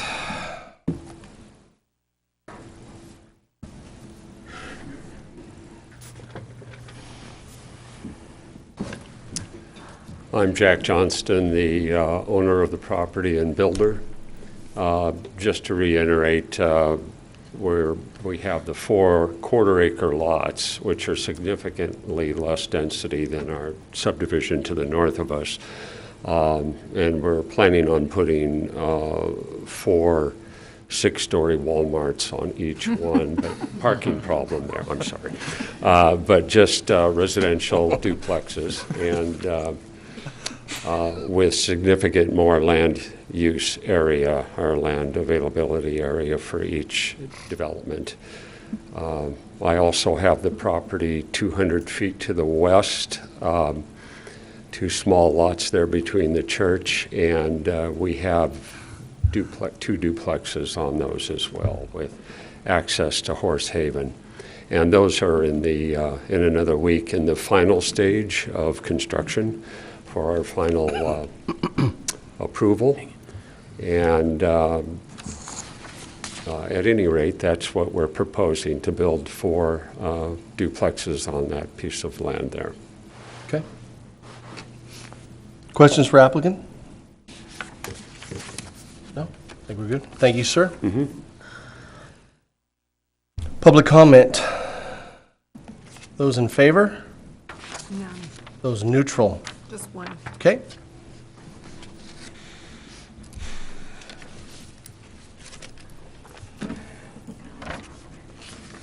Daniel Finley, neutral, wishing to speak. Hello to the Planning and Zoning Committee. I'm actually more in favor than neutral, but I'll go ahead and speak for the neutral hour. Will you do me a favor again and name and address just for the record? No, you're good. Daniel Finley. I live at 2107 North Spokane Street, side B, in a duplex, actually. Which is why when I realize it's a duplex, I'm somewhat more for it. I would just like to ask the Planning and Zoning Committee not to forget about the little guy. This is a community, and we have to put up with each other in a lot of ways, to look out for each other in a lot of ways.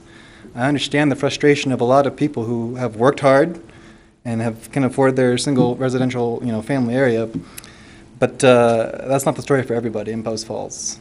And as Post Falls comes to this big crossroads, to this watershed moment, we do need leadership from the Planning and Zoning Committee and the City Council to make the case for the little guy for more middle or upper middle class people, because we need a place to live too.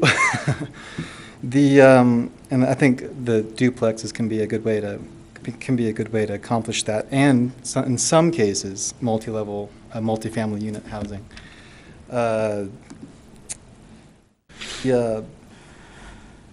As you make the case, I just have a couple of points that maybe you could consider. I hear a lot of somewhat contradictory desires from people where they don't want a bedroom community, but they also want to make sure we have space only for refugees from California and Washington and retirees. And that means you have a bedroom community. You only have a vibrant community with housing zones for all levels of income, whether that's the super rich or the super poor. It has to apply to all of them. And I think that the duplex does fit that a niche in there for people. The traffic, I drive for Domino's, very proud of that, at least for the moment. Every pay period, I drive from here to Fort Collins, the same distance, within the city limits. The traffic is fine.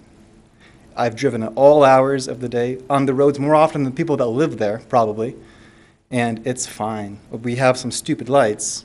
We need to work on our infrastructure a little bit, but the infrastructure Duly noted. is there.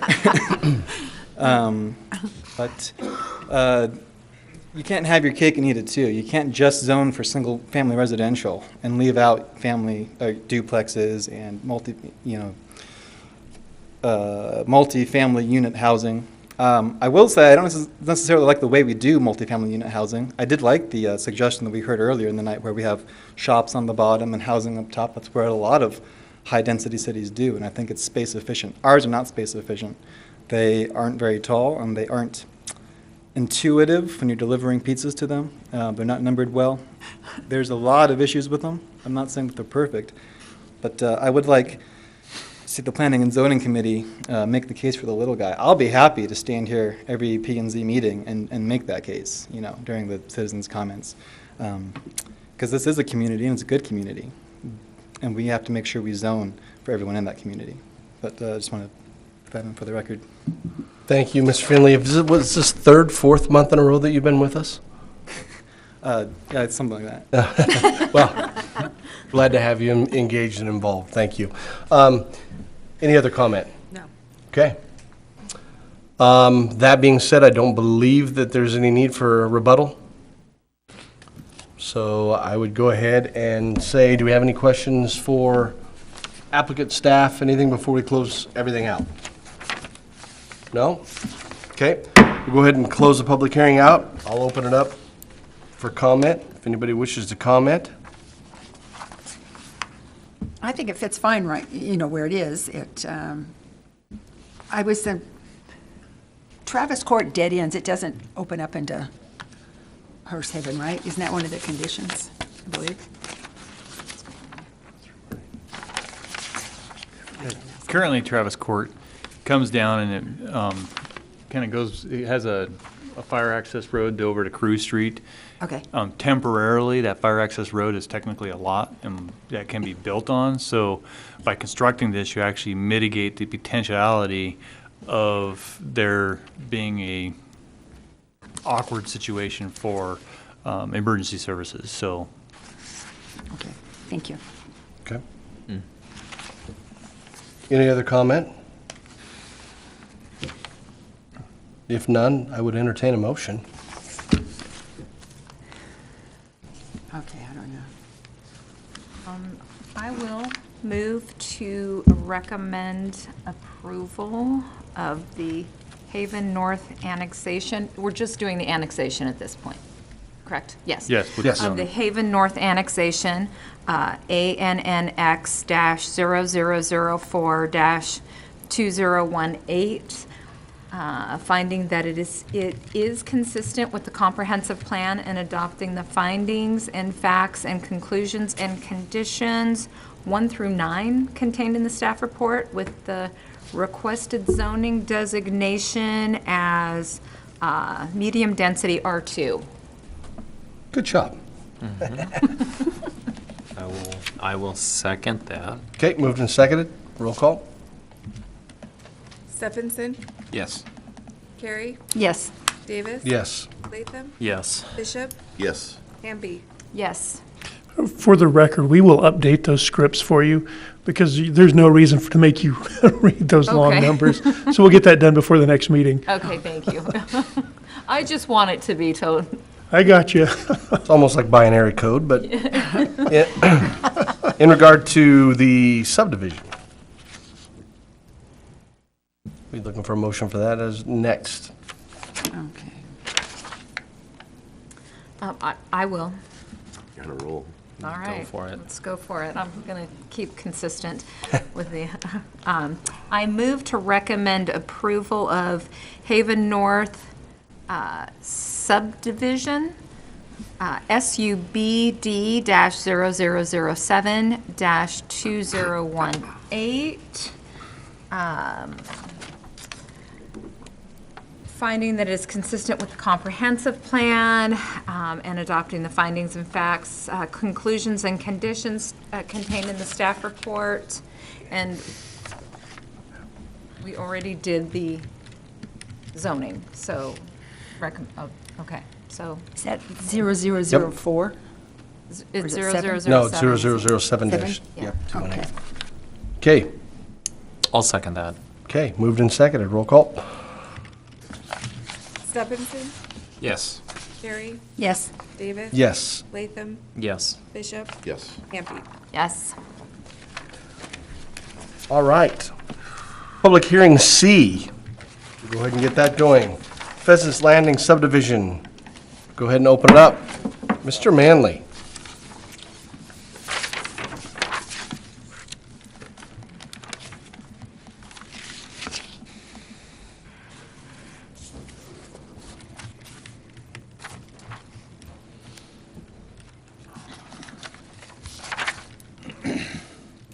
So yes, the Pheasant Landing subdivision, the owner is JT Holding LLC. The applicant is Mike Carey, Big Capital Inc., out of Hayden, Idaho. The requested action is for you to hear the proposed subdivision and make a recommendation to City Council for approval. The reasoning for this is that on this one, this application came in before February 12th. The reason why that was an important date, that was the date in which the process changed. And so this is going over the old format where you're making a recommendation to City Council. So.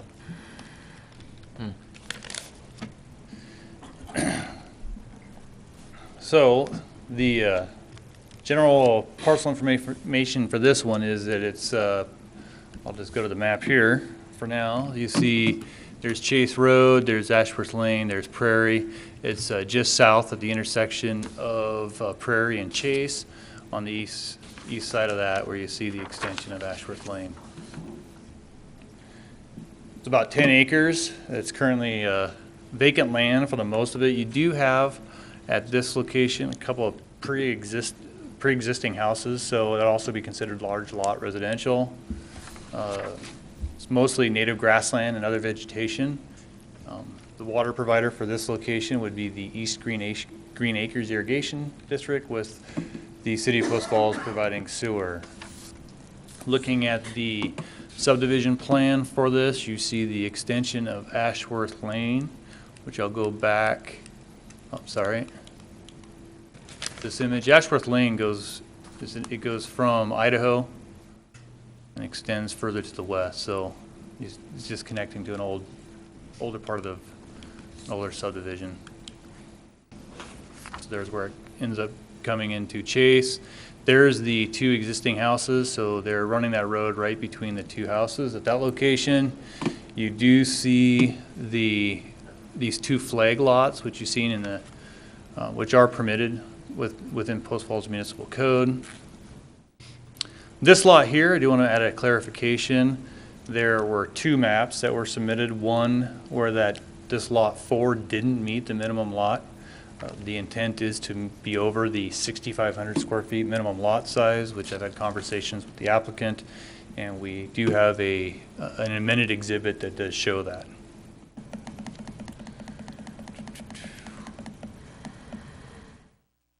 Here's where you see the proposals for 29 lots. The average lot size is 11,325, which, you know, if you look at that, it's a little bit larger than some of them recently that have been under 10. So the approximate density is 2.9 dwelling units per acre. Here's that code section I mentioned, 1712.060, that allows for flag lots such that sufficient widths for access and utilities would be provided. Now, the review criteria for the subdivision is that the definite provisions have been made for the water, which that is in Exhibit A3. That's the will serve letter from East Green Acres. Second one deals with public sewer and that it can be facilitated. You can see in the staff report that the City of Post Falls does have the capacity to serve this. Proposed streets are consistent with the transportation element of the comprehensive plan, and it would be consistent with this criteria. Looking at 4, all of the proposed subdivisions may involve soil or topographical condition presenting hazards have been identified. There were none. And the 5th one is that the proposed subdivision is zoned for the proposed use. It conforms to the requirements found in the code. So when you look at here, currently because we don't have this formally annexed in with zoning, but it is in the process to be approved for R1, so it's conditioned upon ultimately being annexed with R1. But you can see here it's all R1 and the lots meet R1, so it meet this criteria. And the sixth criteria goes back to impact fees and paying its fair share, and so that's done at the time of issuance of building permits where they pay their portion for streets, parks, and public safety, and so that's how we deal with development of this sort for subdivisions. Here's the agencies that were routed, and Kootenai County Fire commented at neutral, it's within their service boundary, and that the closest station being on Idaho, here at 404 North Idaho Street. So, have any questions regarding the staff report or what was presented? Any questions? Nope. No. Thank you, sir.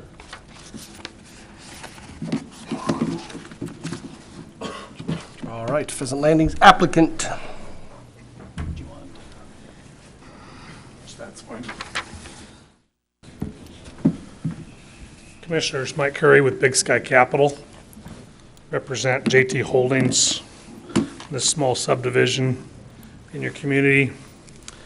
As always, staff does a great job of touching on all the issues that are pertinent to your review and approval of the application. So I don't have a lot to discuss there. I will answer any questions at the end if you have any with regards to the application. I would like to make one comment, though. It's kind of refreshing to have someone come to these meetings and actually pay attention and be able to have a lucid conversation about what you have going on here, who doesn't have a dog in the hunt one way or the other. And I got to tell you, who needs traffic studies when you've got a Domino's pizza? Good point. Anyway, as you see in the application, we've met the four criteria, or the criteria that's required for the application. But also in your application package, you received a letter from Mr. David Fair.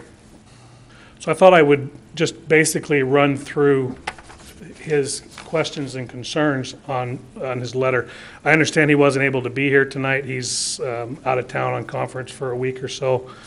I will state, I mean, everybody's aware that he's an employee of the city of Post Falls, so, but that, of course, didn't have any bearing on what my comments are going to be in one way, shape, or form. His letter was poignant, straightforward, and it brought up some genuine concerns. So I thought it would behoove us to at least address those concerns, even though he isn't able to be here, and I'm not sure if his wife is here tonight, but I didn't want to leave those questions or concerns that he had unspoken. So you have the letter, and the first thing that Mr. Fair talks about is that the roads shown on the plans are not consistent with the transportation element of the comprehensive plan. Respectfully, we've met with engineering, we've met with planning, we've met with fire on two different occasions, pre-application and then application stage, and we believe that through that review process that it was fair and it's been consistent with discussing all the elements of the project, and we do believe, as it's also stated in your application package from staff, that our plan does meet the transportation element of the comprehensive plan.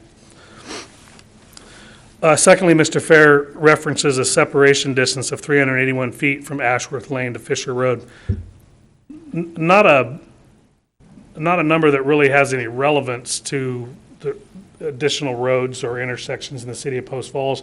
I understand that an arbitrary number that might be discussed in a comprehensive plan, and I believe that the number he mentioned in his letter was 500 feet, but if you look throughout the city of Post Falls, most intersections, they vary between 250 feet up to as much as 1,000 feet. But there's a lot of variance with regards to that. And I will say this, if you measure the center line of Ashworth Lane to the center line of Fisher accurately, it's actually 421 feet, not 380 feet.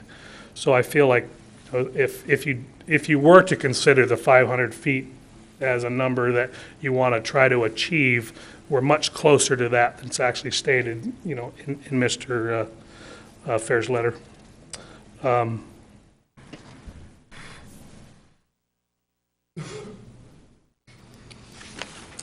Thirdly, Mr. Fair states that the road is being narrowed to fit the existing homes. I won't argue that. It is being narrowed in a fashion, but not the road itself, and that's the point that I wanted to clarify. The road right-of-way is being narrowed, as is allowed through the ordinance for the city of Post Falls. Engineering's looked at it. We had a discussion about what would be allowed and how that road section would look inside of a narrower right-of-way. But one of the things that we were able to maintain, although I do think we could have approached, could have asked for through maybe even a variance process, or it might even be allowed, we could have narrowed the actual roadway section, flow line to flow line. We did not. The 32-foot roadway width from flow line to flow line is carried from the existing termination of Ashworth all the way out to Chase. So the road width itself, curb to curb, is not changing. The only thing that will change will be the location of the sidewalks and some planter strips and or the swales, and which there still is sufficient width there to do something that meets the requirement of the engineering department. Those were the three major items that were in his letter. There was one last comment that he made, and it was with regards to, it was basically stated at the beginning of the letter, and at the end of the letter he stated that he would like to see that, well, let me back up for a second. At the beginning of his letter, he said he was not opposed to the subdivision application. He just had these concerns. Another one of his concerns was the traffic that will be heading west on Ashworth as it approaches Chase. Could potentially, the headlights in the evening would affect or hit the front of his home where it currently sits. I looked at that a little bit closer, and it is a little bit further to the north off the center line, and obviously traffic heading to the west will be in the north lane, you know, as Ashworth heads in that direction. So it is not quite head-on, but that's kind of irrelevant.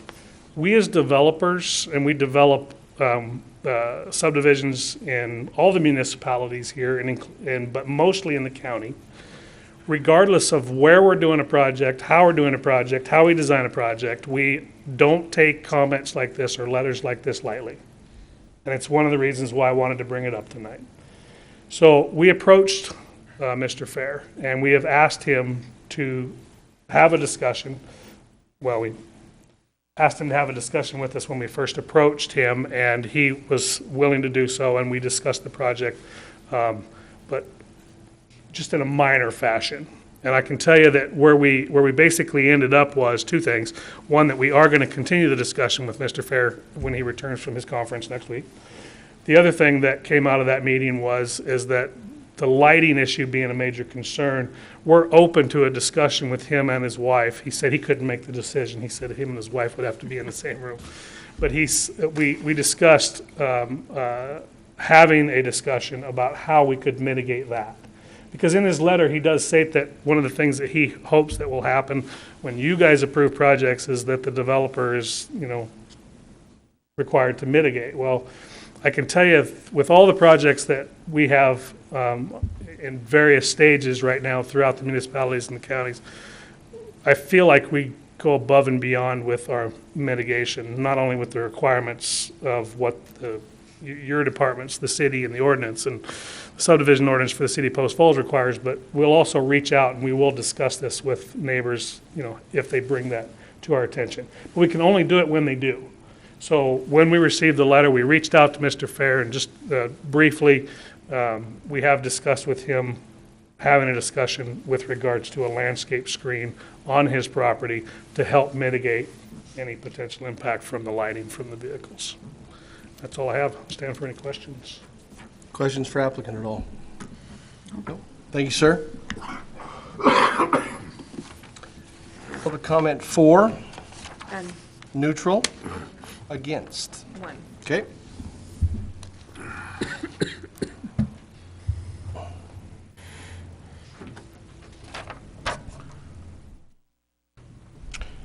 In opposition, wishing to speak, John Finnegar. Is that correct?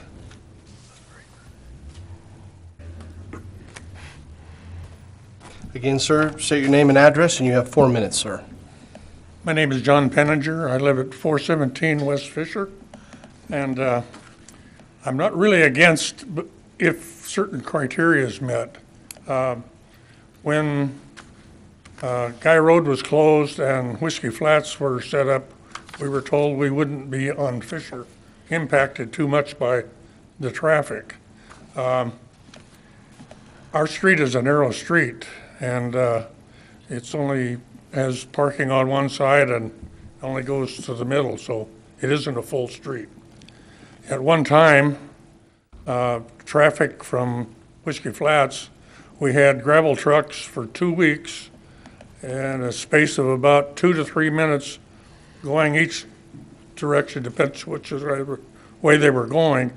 For 2 weeks, we had travel on the street, and there isn't room for 2 of the trucks to pass each other.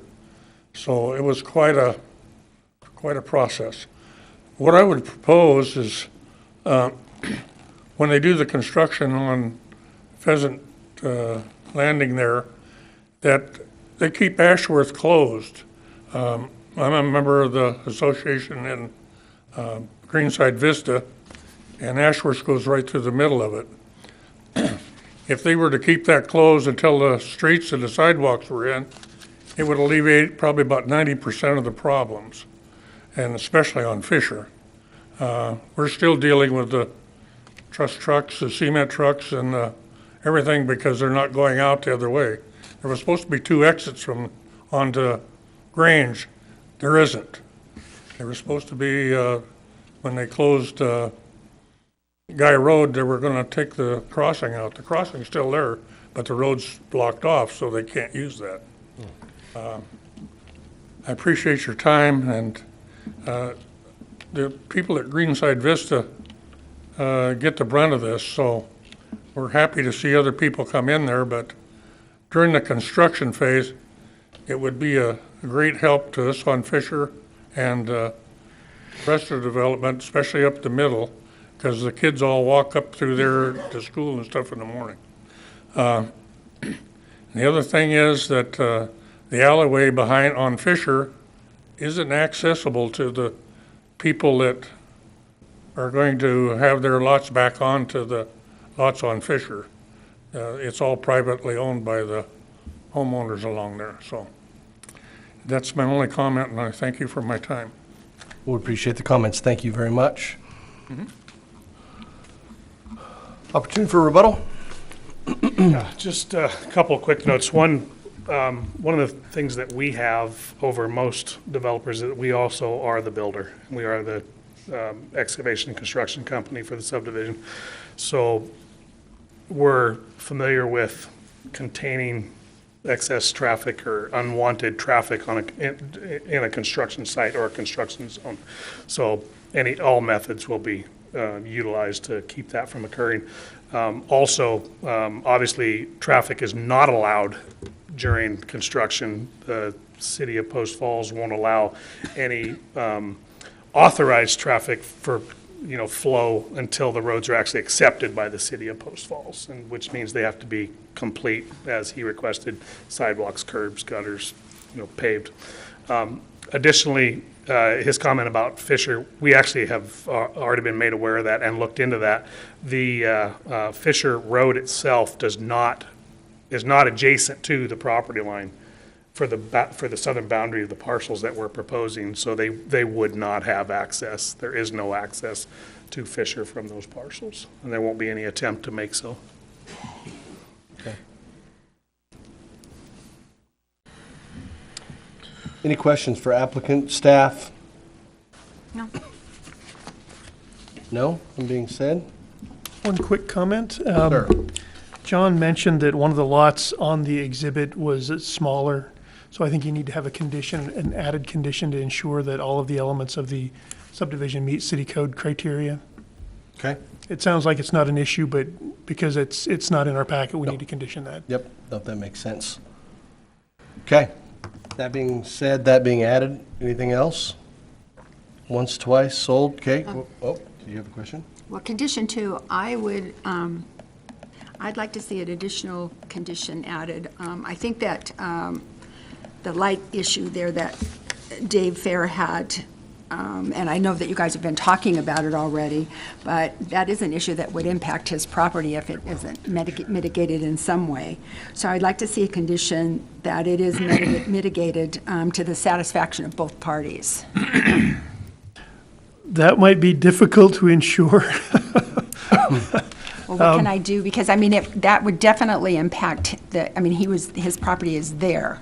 So if he has lights, you know. Yeah, I'm it would wrestling with how we would word it. Guarantee that both parties are satisfied. I think we could say that conditioned upon installation of a landscape buffer to mitigate the impacts of the headlights, something like that. Okay, that's fine. Yeah. Usually I wonder if you could word it like site obscuring to a minimum height of 6 feet or something. Maybe to put some parameters on it. I don't know. We can do that. I mean, site obscuring. the one wild card is they may not want it that tall. Right. Good point. That's the hard part because we don't have them here tonight, so. Yeah. Maybe leave it at site obscuring or something like that. That way it Some could be type a of fence or landscaping or some variety type other of means. something to mitigate the, okay. Okay. Anything else for staff? Applicant, anybody else? Okay. Go ahead and close it out. I'll open it up for comment and/or recommendation. This is a new draft, isn't it, from the last time we saw it? Is this a new plat map for this project? Well, this is part of an annexation we had recently called the Chase. Oh, yeah. But there was no plat. Oh, okay. Right along. I thought I saw one. I So like this is this one. the- I like this one. This is the subdivision part of that, just with a name change. Yeah. Okay. That's what I was thinking. No, I think the applicant's gone above and beyond with the adjacent neighbor. I mean, she can go to Lowe's and get some blinds for $200, but I think you've gone above and beyond, and I like the project. Yep. Absolutely. Agreed. Everybody's on the same No page? comments. Okay. Let's entertain a motion then. Okay, I will try this. I recommend approval of Pheasant's Landing subdivision, where am I gonna find it? SUBD-0004-2018, finding that it's consistent with a comprehensive plan. Let's see, I'm sorry, just a second. And adopting the findings and conclusions and conditions 1 through 8, and adding condition 9, that it meets all the elements of the subdivision criteria, and condition 10, that, I'd write it here, that mitigate with fence landscaping or something that would correct the light issue for Mr. Farr's property. Okay. We have a motion set forth. We have a second. Second. Moved and seconded. Roll call. Hampe, Yes. Bishop, Yes. Latham, Yes. Davis. Yes. Carey, Yes. Steffensen. Yes. All right, so moved. Public hearing D this evening is the Bitton annexation. Go ahead and open that up. Oh, Mr. Manley to present. Yeah, only 6 more, right? Yeah.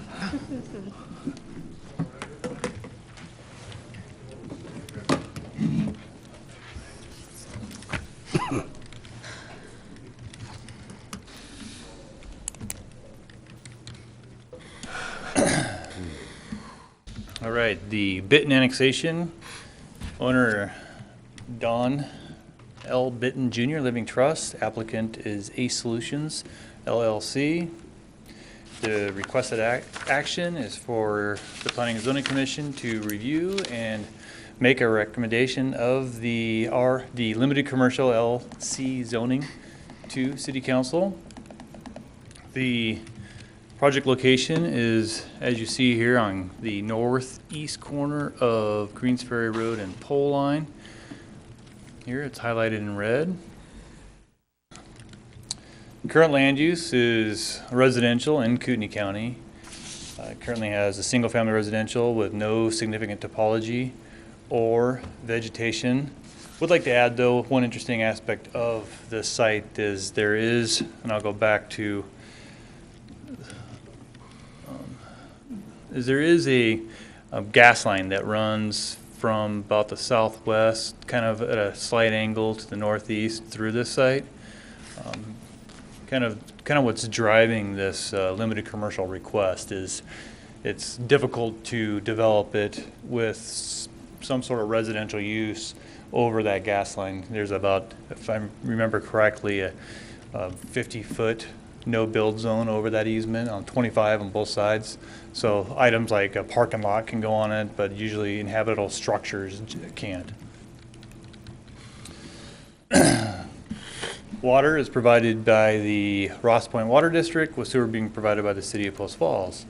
So going to the zone change criteria, the zoning element of this request, looking at the first criteria is looking at, is it consistent with street classifications, traffic patterns, existing development, future land uses, community plans, and geographical and natural features. So looking at the surrounding zoning, you can see that pretty much the entire area around this is zoned residential, R1. You do have to the south, this here is an elementary school and a high school just to the south. So how it works in Post Falls Code is you have the R1 zoning district, and items are permitted it, and it's a special use, schools, churches, and whatnot. That's kind of how the code's set up, because not every use, we don't have what some jurisdictions have as either a governmental zone or like a public reserve type zone. Looking at the future land use, you can see here that this is shown as being residential. Now, I'll caveat that with, and it's in the staff report, some commentary along these lines, that even though the future land use map shows this as residential, there is language that opens the door for some commercial subject to the adjacent roadways having minor arterial or arterials and collectors with traffic above 4,000 ADTs. And this site here, I think Pole Line has about, if I remember correctly, about 5,500, 6,000. So it's right in that ballpark. So it would meet that element within the comprehensive plan that would qualify it or eligible for some commercial designation. So on those lines, you know, it would meet, be consistent with this zoning criteria. Looking at these other criteria, commercial and high density residential zoning is typically assigned along streets with higher road classifications. So, you know, Pole Line Avenue does have meets that category, as well as Greens Ferry. So it would be applicable with this criteria. Limited neighborhood commercial and lower density residential is typically assigned for properties as they proceed further away from higher intense urban activity. So, you know, you have, I think, about 3/4 of a mile to the south, you have Southeast Way, so it's a bit removed from that, I mean, Mullen Avenue. Yeah, I sometimes get, just because Southeast crosses. Right. But anyhow, so it's about 3/4 of a mile north of Mullen Avenue. So it's a little bit further away removed from that would be considered the urban activity center. So it'd meet that criteria as well. They're not asking for industrial, so the fourth criteria really wouldn't be applicable. So these were the agencies that were routed here. Kootenai County Fire was noticed. They said it was neutral. It's within their service boundary. They cited the closest fire station at 3850 East 16th.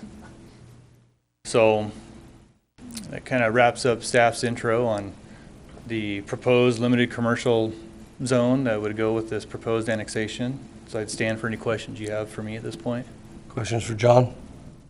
No. Nope. Okay, thank you, sir. Open it up for the applicant.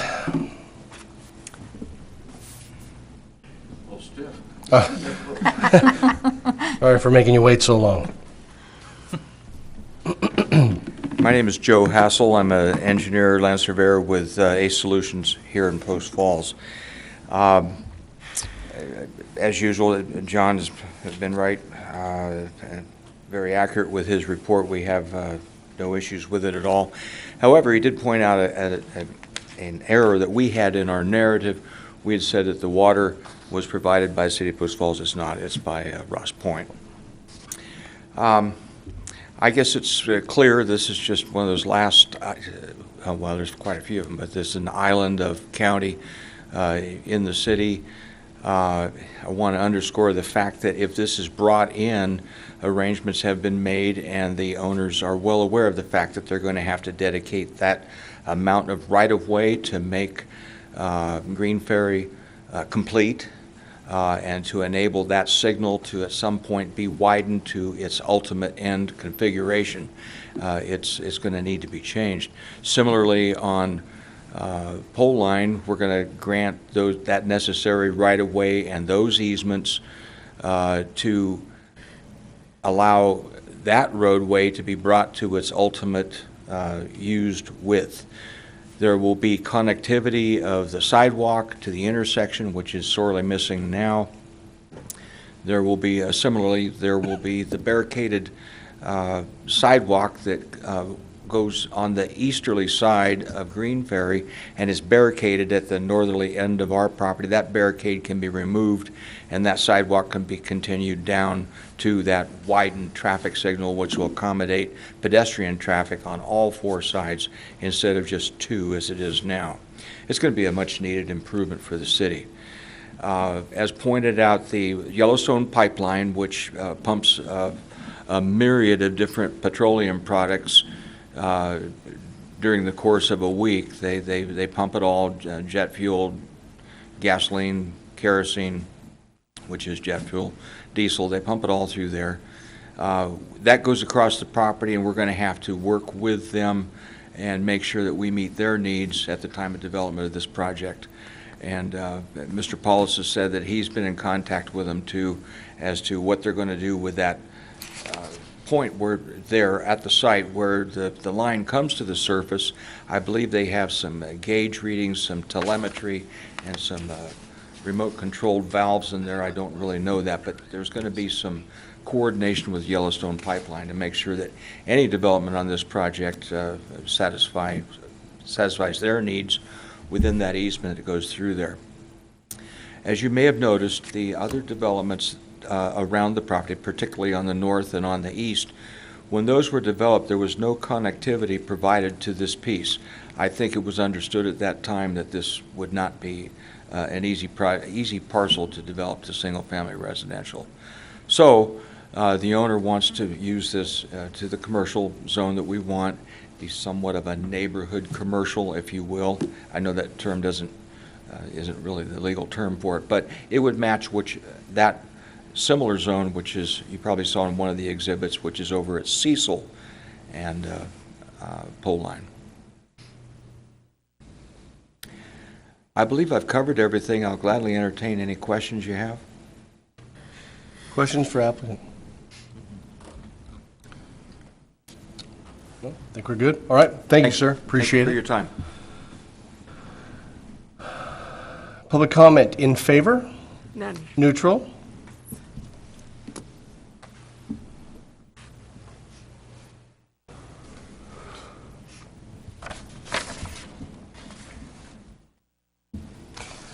Neutral and wishing to speak first is Terry Switzer. Terry, are you? Oh, there you are, sir. Again, sir, we just ask you to state your name and address, and you have 4 minutes. Thank you, Commissioners. Terry Switzer, live at 2638 Madeira Loop. Is one of the residentials that will meet up to the east end, as well as my neighbor here also. I guess I have to apologize, I haven't looked into the matter as far as what's planned to be developed there. He mentioned residential or commercial, and I'm not familiar with actually what is being developed, because we butt up into the end of that. I guess our biggest concern is if it's gonna be, because it does say in the limited commercial that it could be a medium density multifamily structure, and being how our homes were built, built high, so our fence line kind of just, we can see pretty much all that property. And I guess the other issue would be a privacy issue that we would have with our, our backyards. So, and again, I apologize for not actually looking this up and getting the time to look that up and find out what was actually going to be built on the property. And that would be our biggest concern. Okay? Appreciate that. Thank you very much. Thank you very much for the time. And then we had one extra letter here that was Bruce Oliver. I have no problem with annexation or limited commercial request for the annexation proposal. So, those two being said, applicant, any rebuttal at all? Anything to address? Oh, do we have, I'm sorry, I was stuck on neutral. Those opposed, please. Stuck in neutral. Stuck in neutral. Had a quarter for every time I heard that. In opposition and wishing to speak, Celeste Goodwin. Again, I hate to repeat myself, but just to make sure that everybody knows, state your name, your address, and then you have 4 minutes.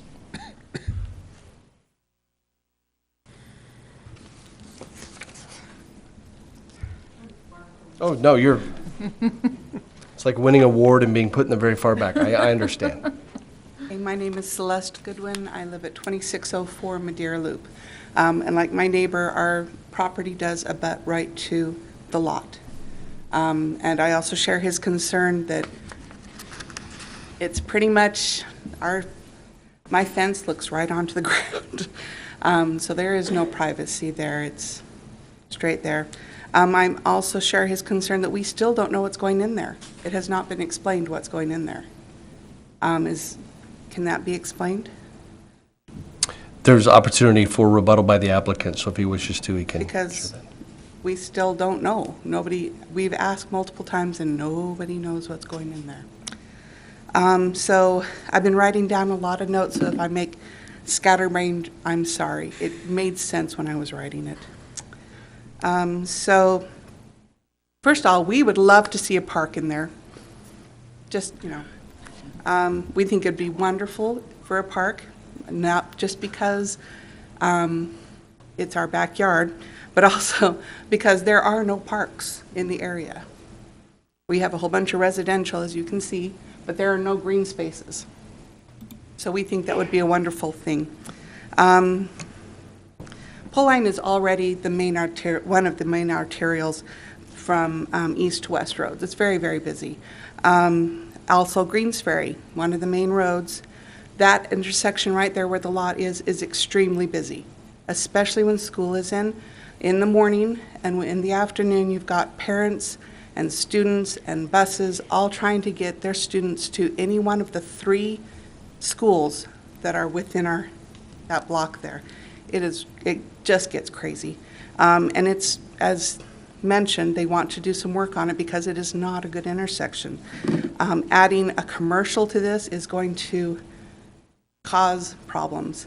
As mentioned, it's got the oil line, the gas line through it that limits where traffic can come in or out. And without the improvements onto the city, onto the road, excuse me, I'm so sorry. Onto the road, we're talking about trying to get in and out of this area into traffic that is already stressed during those times. It's busy other times, but during those times it's very, very bad. I am concerned about, I know this is just an annexation and also to put it into limited commercial, but I sat here and listened to the people in front of us, and I have learned something that I did not know, and that is once this has been changed to limited commercial, if the people who are doing the project meet all 4 of the criteria, there is nothing we can say about it. we're out of luck. They've met the criteria, they get to do it. And so I am now saying that I am opposed to that. I am opposed to making this limited commercial without knowing what it is that's going in, and also without having a voice in saying what happens in my neighborhood if they meet the criteria. So I'm opposed to the limited, not the annexation, I think that's great, but to the limited commercial. There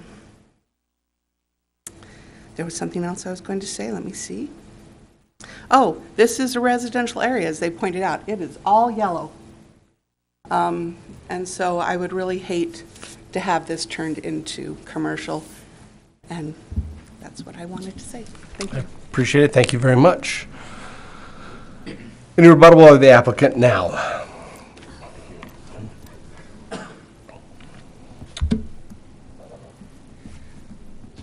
I think I can address these comments relatively simply. We don't know exactly what's going to go on this corner, what's going to go on this piece of property. However, what we do know is that once this zone is granted to us, we can only put on that property that which is permitted in the zone. We have some constraints for access onto both roadways, Pole Line and Green Ferry. At the time it's decided what the owner wants to put on the property, we'll prepare a site plan and present that to engineering for their comments and review, and they will take into account those various issues that you're concerned about, albeit accessibility onto or off the property, buffering along the boundary lines, and that which is put on the property and its ultimate use. It'll have to be in compliance. Do you have any other questions? Anything else? I don't know if it's a question for you or John, but what could be developed there? What are the different options? So I'm just pulling up the land use table again. Unfortunately, John doesn't have a computer. Doesn't have it memorized either, huh? And he doesn't have it memorized, so here we go. Limited commercial, multifamily and duplex uses are specially permitted, so they're not permitted outright. Essentially, you get the rest of the residential uses are permitted uses. In moving into the commercial uses, retail store, postal service packaging, photo processing, outdoor vendors, a neighborhood shopping center. Again, some of this is going to be contingent on site size. Some of those are going to be probably like a neighborhood shopping center is probably larger than what you're going to see there based on the site size. Right. You could have something like thinking of the intersection of Atlas Road and Prairie and Coeur d'Alene, you've got that little strip center that's got a little grocery store in it, a gym. That type of thing would be maybe what that's speaking to. What else we got here? Essentially, grocery store, supermarket, convenience store, minus gas. It looks like if you want gas, it has to be a special use permit. And that's, beyond that, I'm running into pages, so that gives you a general flavor. A small office building would be allowed. So with the commercial then side of it, there would need to be buffering because it abuts residential, right? So the people who are saying, I'm looking straight out and seeing there would have to be some kind of buffering, of course, unless it was a residential of some sort, a multifamily or something, correct? Yes, there's, for commercial development, you do have the buffer yard requirement between commercial, and office would be included into that. So any Okay. office, commercial use would buffer between its development as part of site plan review, meeting the landscape code requirements between it and the residential use. There is some difference between the CCS and as far as lot coverage too. There's some restrictions in the lots, amount of square footage of structure. In CCS, you can do up to 80% of a lot in CCS. Limited commercial, you can do 40%. So okay. There is a restriction in like what Warren was saying, in the types of uses compared to full CCS. Okay. So the goal was within that to direct it towards neighborhood type uses, commercial oriented uses. Okay. So obviously, in addition to limitations of the zone itself, you have that large pipe that runs through there too. So that's going to significantly limit what they can do. Yeah. A question on like convenience stores or something. Do we have a regulation against anything that sells alcohol being that close to us, to schools? No, I don't know that off the top of my head. not in zoning. It's not in the zoning code there. I'd have to look at the state code dealing with liquor licenses. I don't think that there is. Okay. Yeah, thinking of over in Coeur d'Alene again. Lakes Middle there's School. a The one that they Maverick built right next that's to- right across the street from the high school, so Yeah. I'd say no. Yeah. Yeah. I was wondering, okay. Any other questions as we have kind of all the minds here? I just have one other question. Because of that pipeline, you said it would be difficult to just do R1. So probably R1's off the table, or it would just be difficult? Well, knowing that the amount of frontage improvements that it would be on Greens Ferry and Pole Line, I can speculate that any sort of redevelopment would have to more than likely be a higher yield than single-family residential R1. Now, that's just a gut check. That's nothing. There's no fact to that. It's just with looking at the situation. Sure. May I add to that as well? If you, driving down Pole Line, the backyards are along Pole Line and similarly along Green Ferry, so there's no access points. All the access to those lots whose backyards are on those streets are from within. Well, we don't have a within because we were not provided any connectivity with the other residential, so we have to get our access onto Pole Line and or Green Ferry. And so to say what John said, it won't work. Residential simply will not work. Okay. Anything else? Thank you again. Thank you. Any other questions before we close this out? And we can only talk to one another. No? Okay. We'll go ahead and close it out. I'll open it up for comment or motion.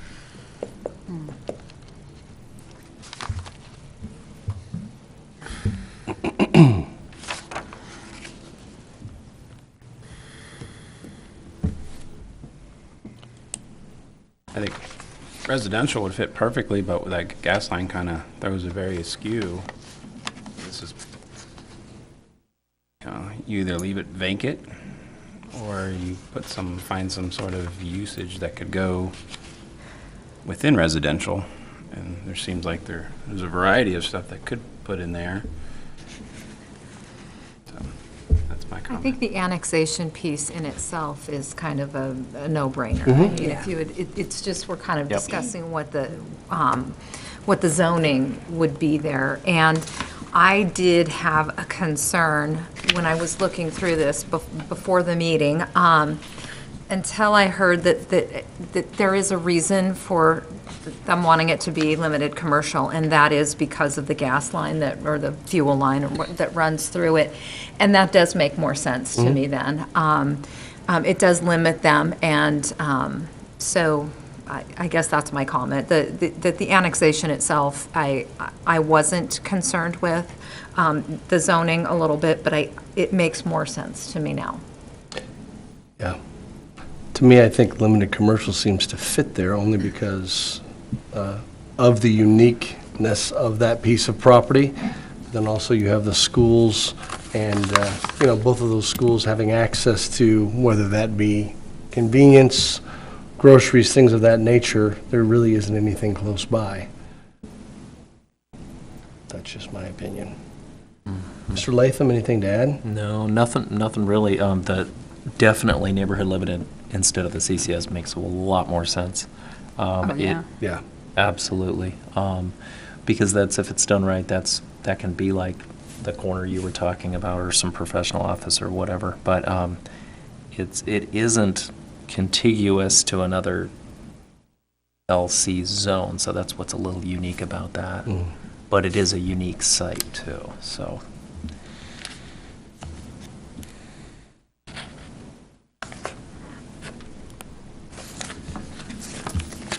Anyone else? Anyone wish to jump in and make a motion?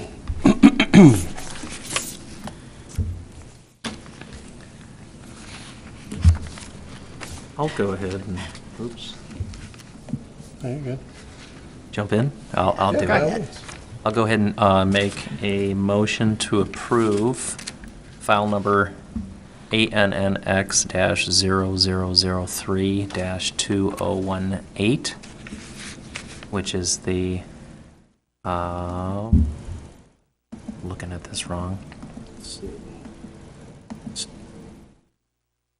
0002, not 0003. Oh, I'm in the wrong one. I'm sorry. 0002-2018.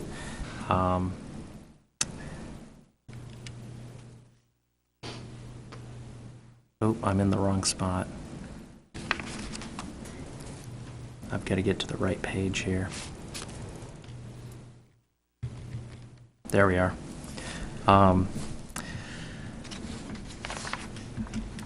That it meets the approved criteria contained in Municipal Code Section 18-18.16.010. I'm butchering it tonight.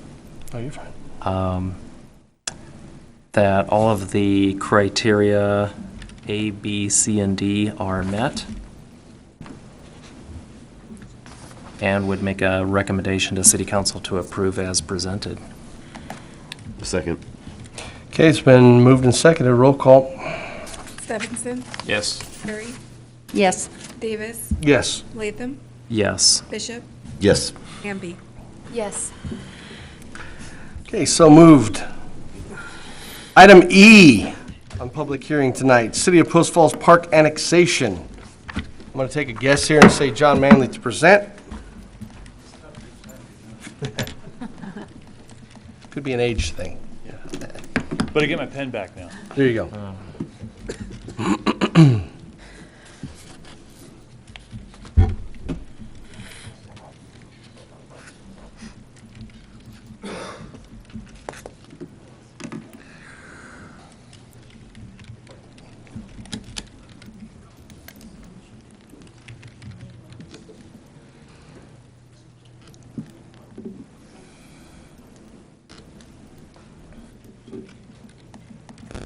I should wait for Warren to show up. I've got Oh.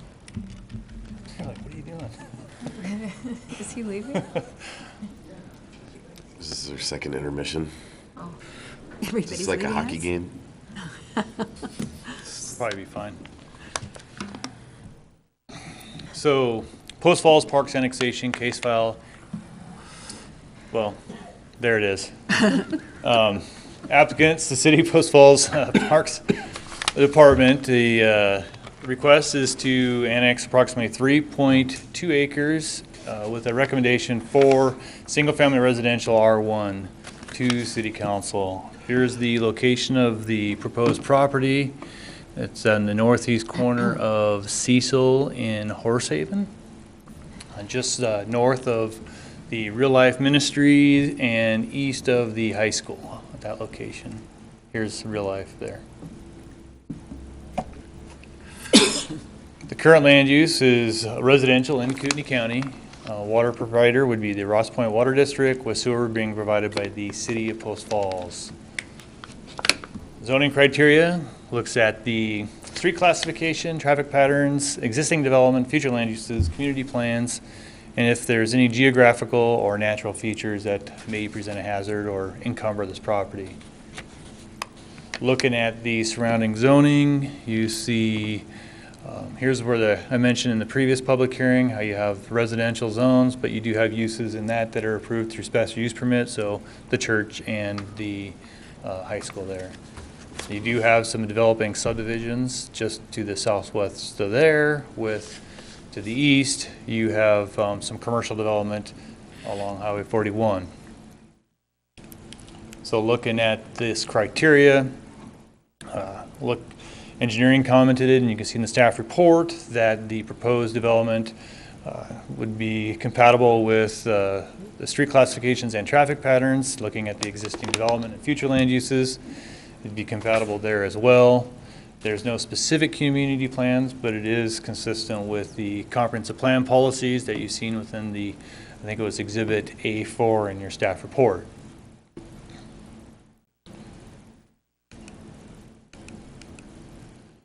For the zone change criteria, commercial and high-density residential zoning is typically assigned along streets with higher row classification. They're seeking a lower density development, so we'll press on to the next criteria. Limited in neighborhood commercial and lower density residential zoning is typically assigned for properties as they proceed further away from higher intense urban activity. So I'll go back. So Highway 41 is to the east at this location. Just the map just didn't quite zoom out enough to capture Highway 41. But you know, you are progressing from Highway 41 westerly. Staff would see this as R1 being, because it's consistent with the adjacent, transitioning away from more of that urban core and would be appropriate. They're not asking for industrial, so the fourth criteria really isn't germane to the request. We noticed the following at this location. I would like to make one additional note too, though, is in conversations with the Parks Department. One reason why they're seeking this also is because this area is being developed and there's not much land available to augment some of their desires for meeting their level of service. And this would assist meeting some of their levels of service demands within their parks master planning. Cooney County Fire commented they're neutral, it's within their boundary, and it's be served from 3850 East 16th Avenue. So I'd stand for any questions you have for me pertaining to this proposed annexation. And Questions at all? No. Questions? None? Okay.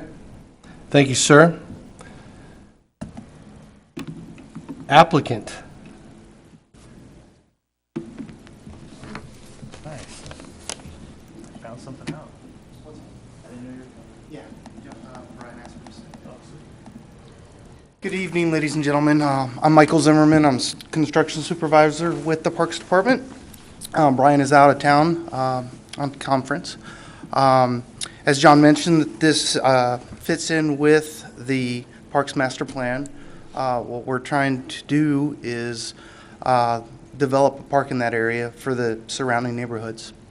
The closest park is Syringa, which is to the east in the Fieldstone development. And then we are currently developing a park in Tullamore, which is just north of Poline. Good. So those are the areas of that we're working in. Anybody have any questions?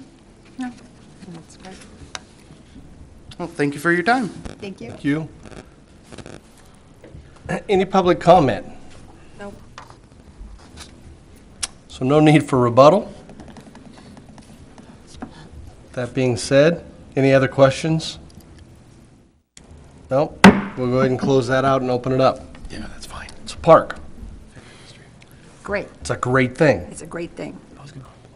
Well, and just like in the previous discussion, the lady made the comment. Absolutely. So here we Yeah, I was going to tell her there's one in Yep. Fieldstone she can. Yep, here we go. Yeah, so the more little parks we can get in and out and around, I think the better it is. And Real Life is building a lot that will complement that right now too, with their sports complex and stuff going in behind them. Yeah, it's just on the east side of, Yeah. we see Enterprise on there on the east side of Real Life. Yeah, all that big sports complex Yeah, is Enterprise going is in now. going to extend to the south, and you'll see a sports complex just to the Yeah. east side there of Real Life. Yeah. So, Excellent. Sounds like everybody's on the same page, so somebody want to put a motion forth? Please. okay, let me see, I can try this one. I move to recommend approval of City of Post Falls Parks Annexation ANNX-0003-2018, finding that it's consistent with a comprehensive plan, and adopting any findings and conclusions, findings of fact, and there were no conditions. I didn't see any, were there? No. No. No, okay, no conditions contained in the staff report with the residential designation of R1. I second. Moved and seconded. Roll call. Hampe, Yes. Bishop, Yes.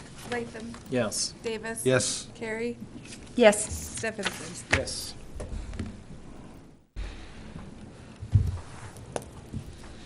Ladies and gentlemen, this brings us to public hearing F Prairie Crossing West Annexation. John to present. We'll go ahead and open it.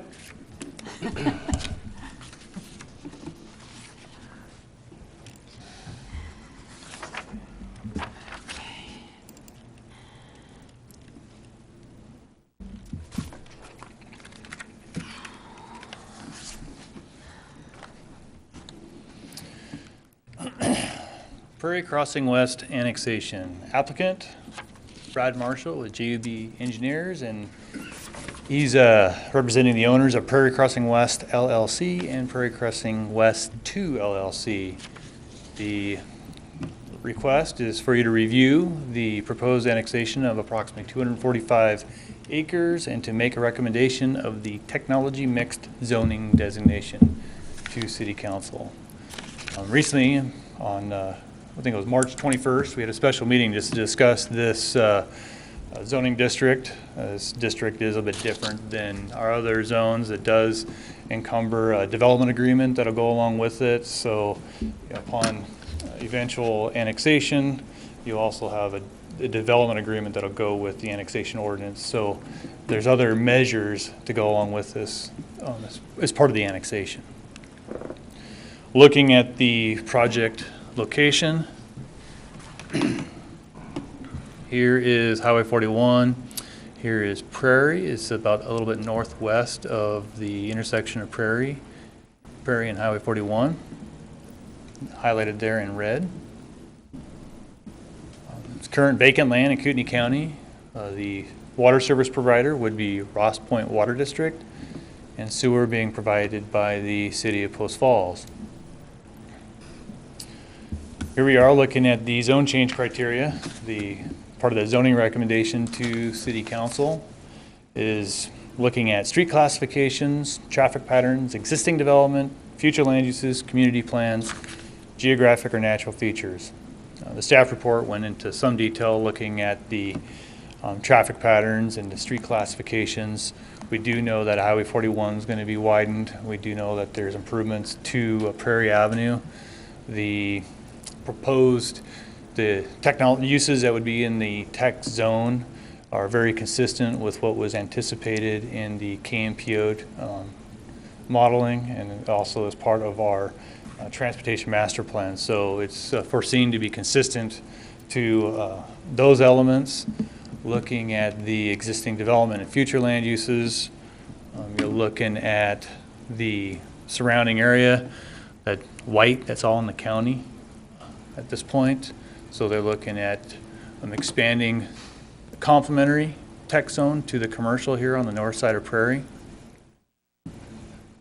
Looking at the future land use map here, this is the proposed commercial designation. So we're also in the process of doing a comp plan amendment to coincide with this proposed zoning district. So ultimately, it's going to go to council. Council is going to review the comp plan, review the annexation. Subject to those being approved, then you would get the assigned a tech zone if recommended by you.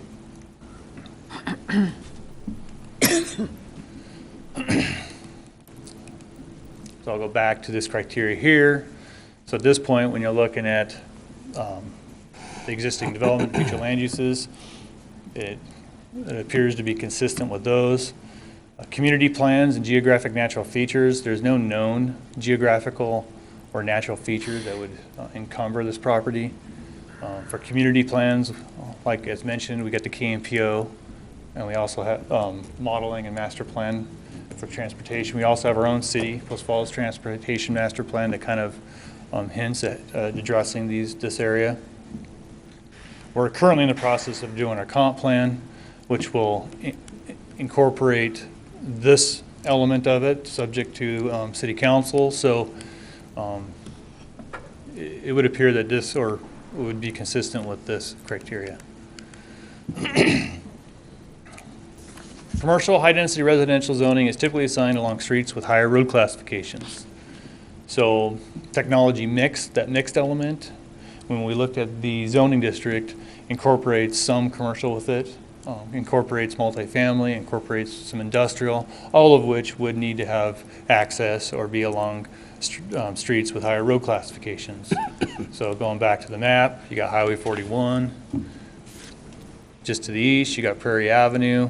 All have access to other major routes, being major routes themselves, so it would be consistent with that criteria.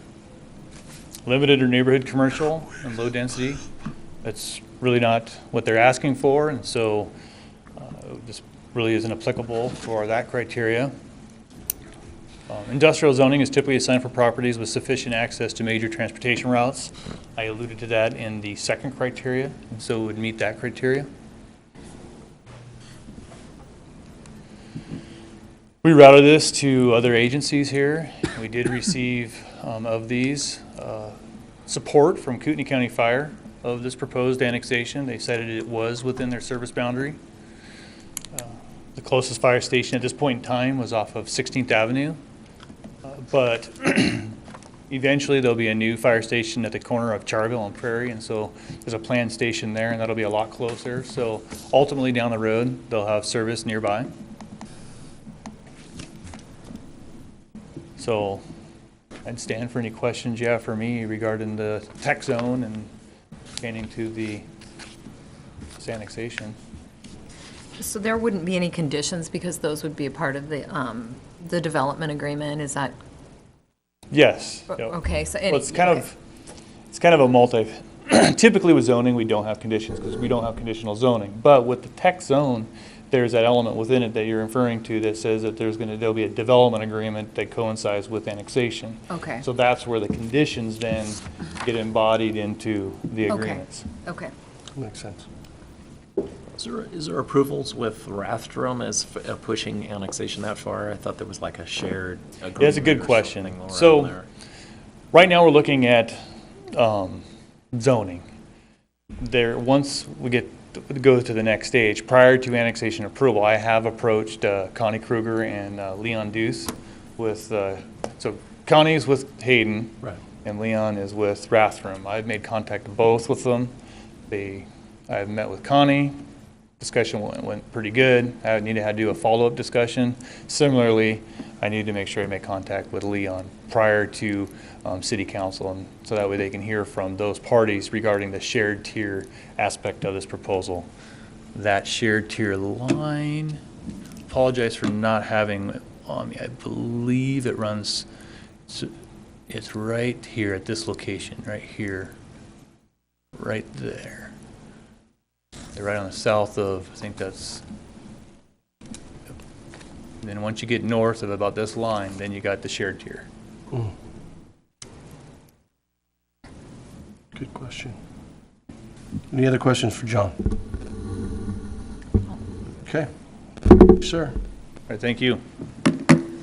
Mr. Marshall.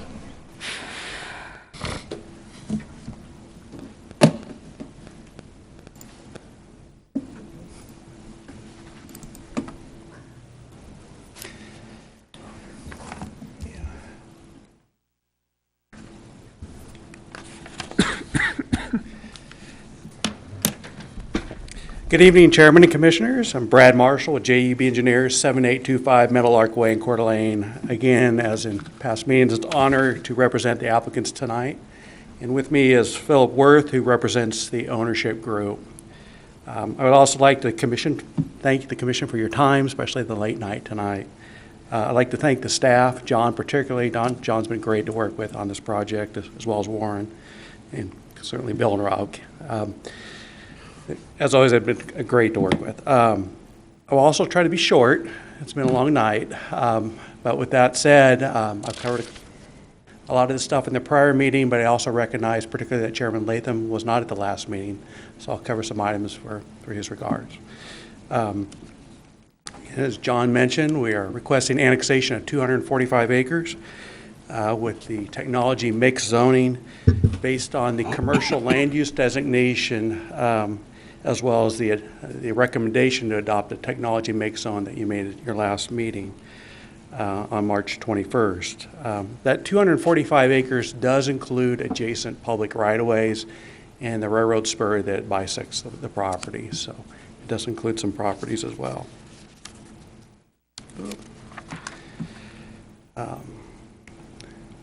That's kind of an overview of the technology make zone. Again, it's the zone provides for well-designed technology industrial parks that can accommodate light industrial, technology, professional office, together with limited commercial and residential uses that support the work, shop, live environment.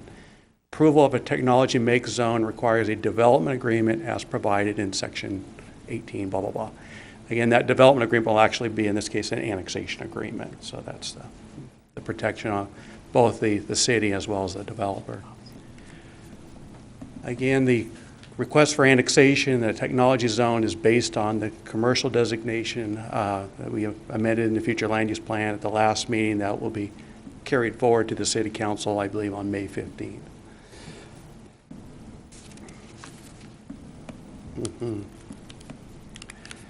Our goal, again, is to develop what we call the Inland Northwest Technology Park. Our goal is to bring in what we call advanced manufacturers. These are semiconductor manufacturers, commonly called microchip manufacturers.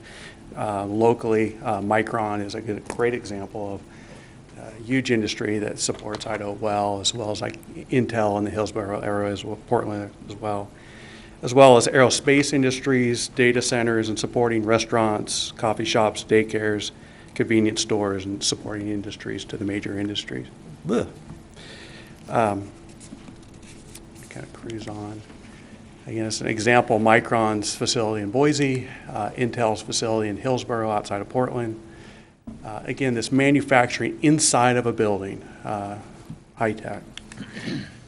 This is a vicinity map that kind of illustrates kind of the location of the property in relationship to other unique characteristics.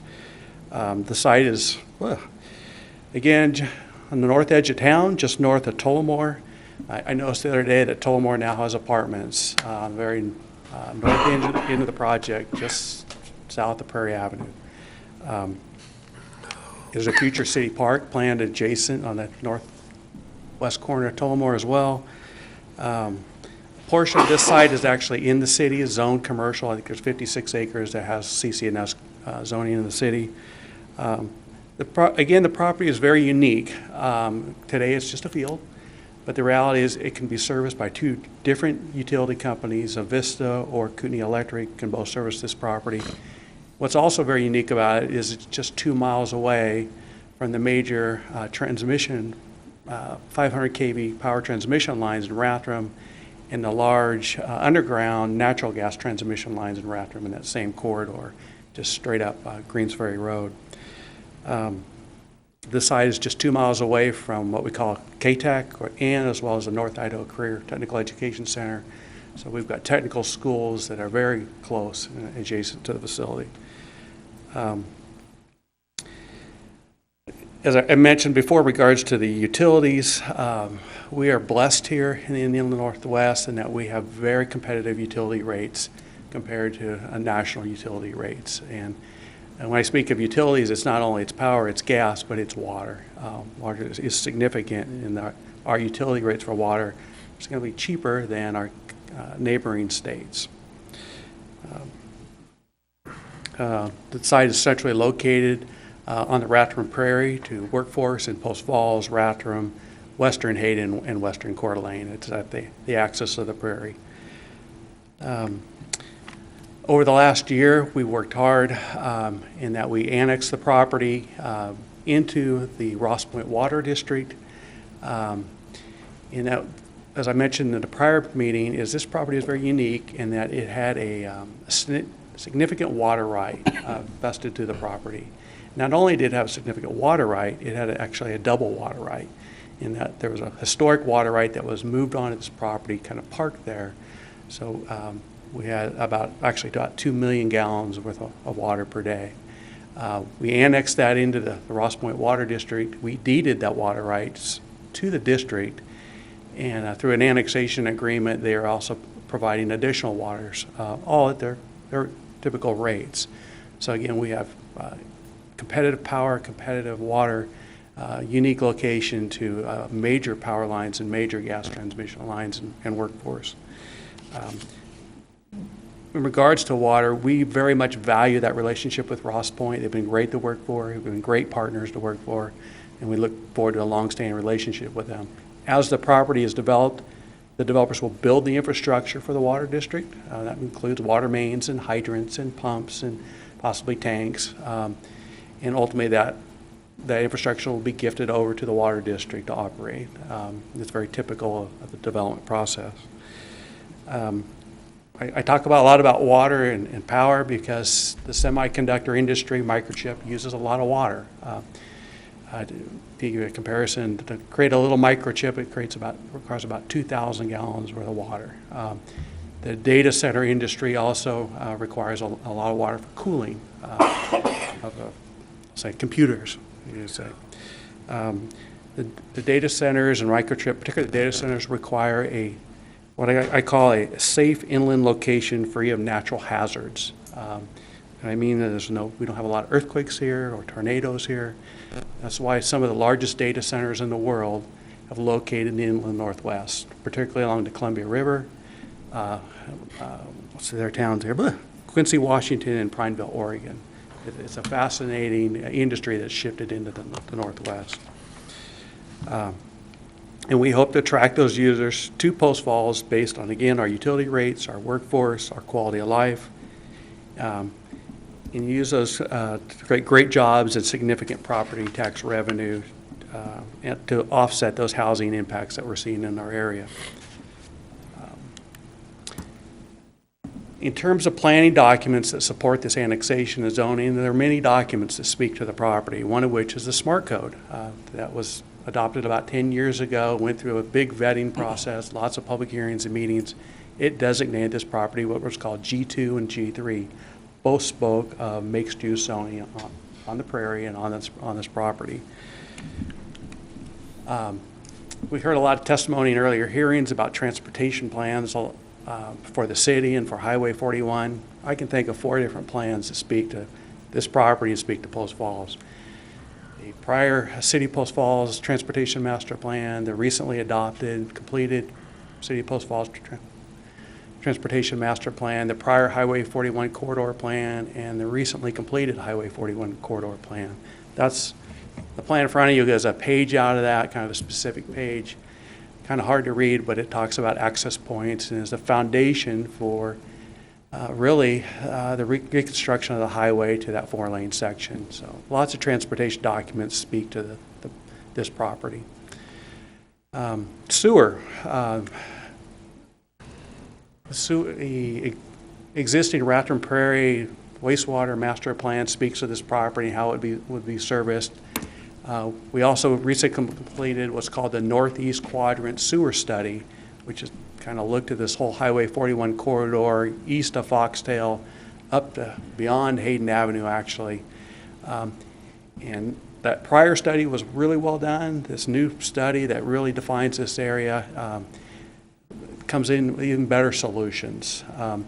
There's still some fun, as Bill will speak to this or not, we still have to work through some funding solutions on the sewer end of things, but the engineering solutions are in place. And if we can't address the funding solution, ultimately the annexation will fail. At the council level. We talked about this map at the prior hearing. This site is serviced by fiber. There's a fat beam fiber network that runs up the Highway 41 corridor. And as part of the Highway 41 reconstruction, there'll be an additional line that's placed in that corridor to service this property. So it's well suited for fiber. That blue line that goes north-south goes right up Highway 41.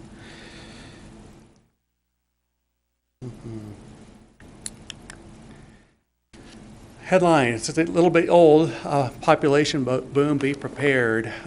When the Highway 41 corridor plan was done and some planning documents that were done, it spoke of Post Falls growing into 90,000 people in the next 20 years. I'm not sure if I agree with that number. In all honesty, it seems like a lot. But even if, again, for half of that number, it's still a lot of people coming to Post Falls. And they need a place to work. I mean, that's what we're trying to provide, an opportunity to maintain our workforce here in town, keep them from commuting to Coeur d'Alene or to Spokane, in those opportunities.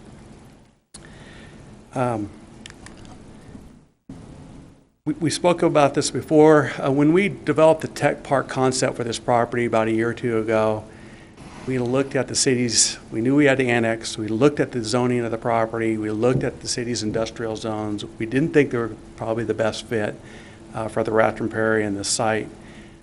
We looked at different zoning opportunities around the Northwest. We brought back what was called the technology zone from Boise, which is around the Micron facility. We shared that with city staff. We modeled the technology make zone after that. And Warren and John have been great to work with in developing that tech zone that we brought before you in the last meeting that will go on to the council in May.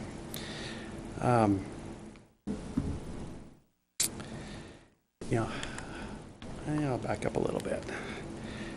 We talked about at the last meeting that good examples of business parks that we've kind of locally, that we modeled this one after, are the Riverbend Commerce Park here in Post Falls, where Buck Knives is at, or AK Alboa, or Ray Corp is at. What is kind of interesting, it's a great park, ultimately developed, and we're trying to provide another opportunity there. What's unique on that one, though, is it is zoned industrial.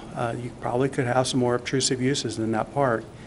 It's really in Riverbend, there's about a half-inch thick document of CC&Rs, conditions, covenants, and restrictions that protect the integrity of that park. Kudos to the Jacklins when they did that project. Another good example of what we like to create too is the Liberty Lake Tech Parks around Liberty Lake. And again, those are eternal industries that they brought to that area, and we hope to bring here.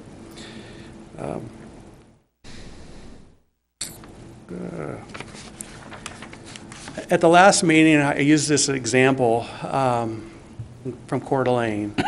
This is a Coeur d'Alene zoning map. You can see Highway 95, kind of going north-south. That green spot is actually just north of the target. This extends from Hanley up to Prairie Avenue.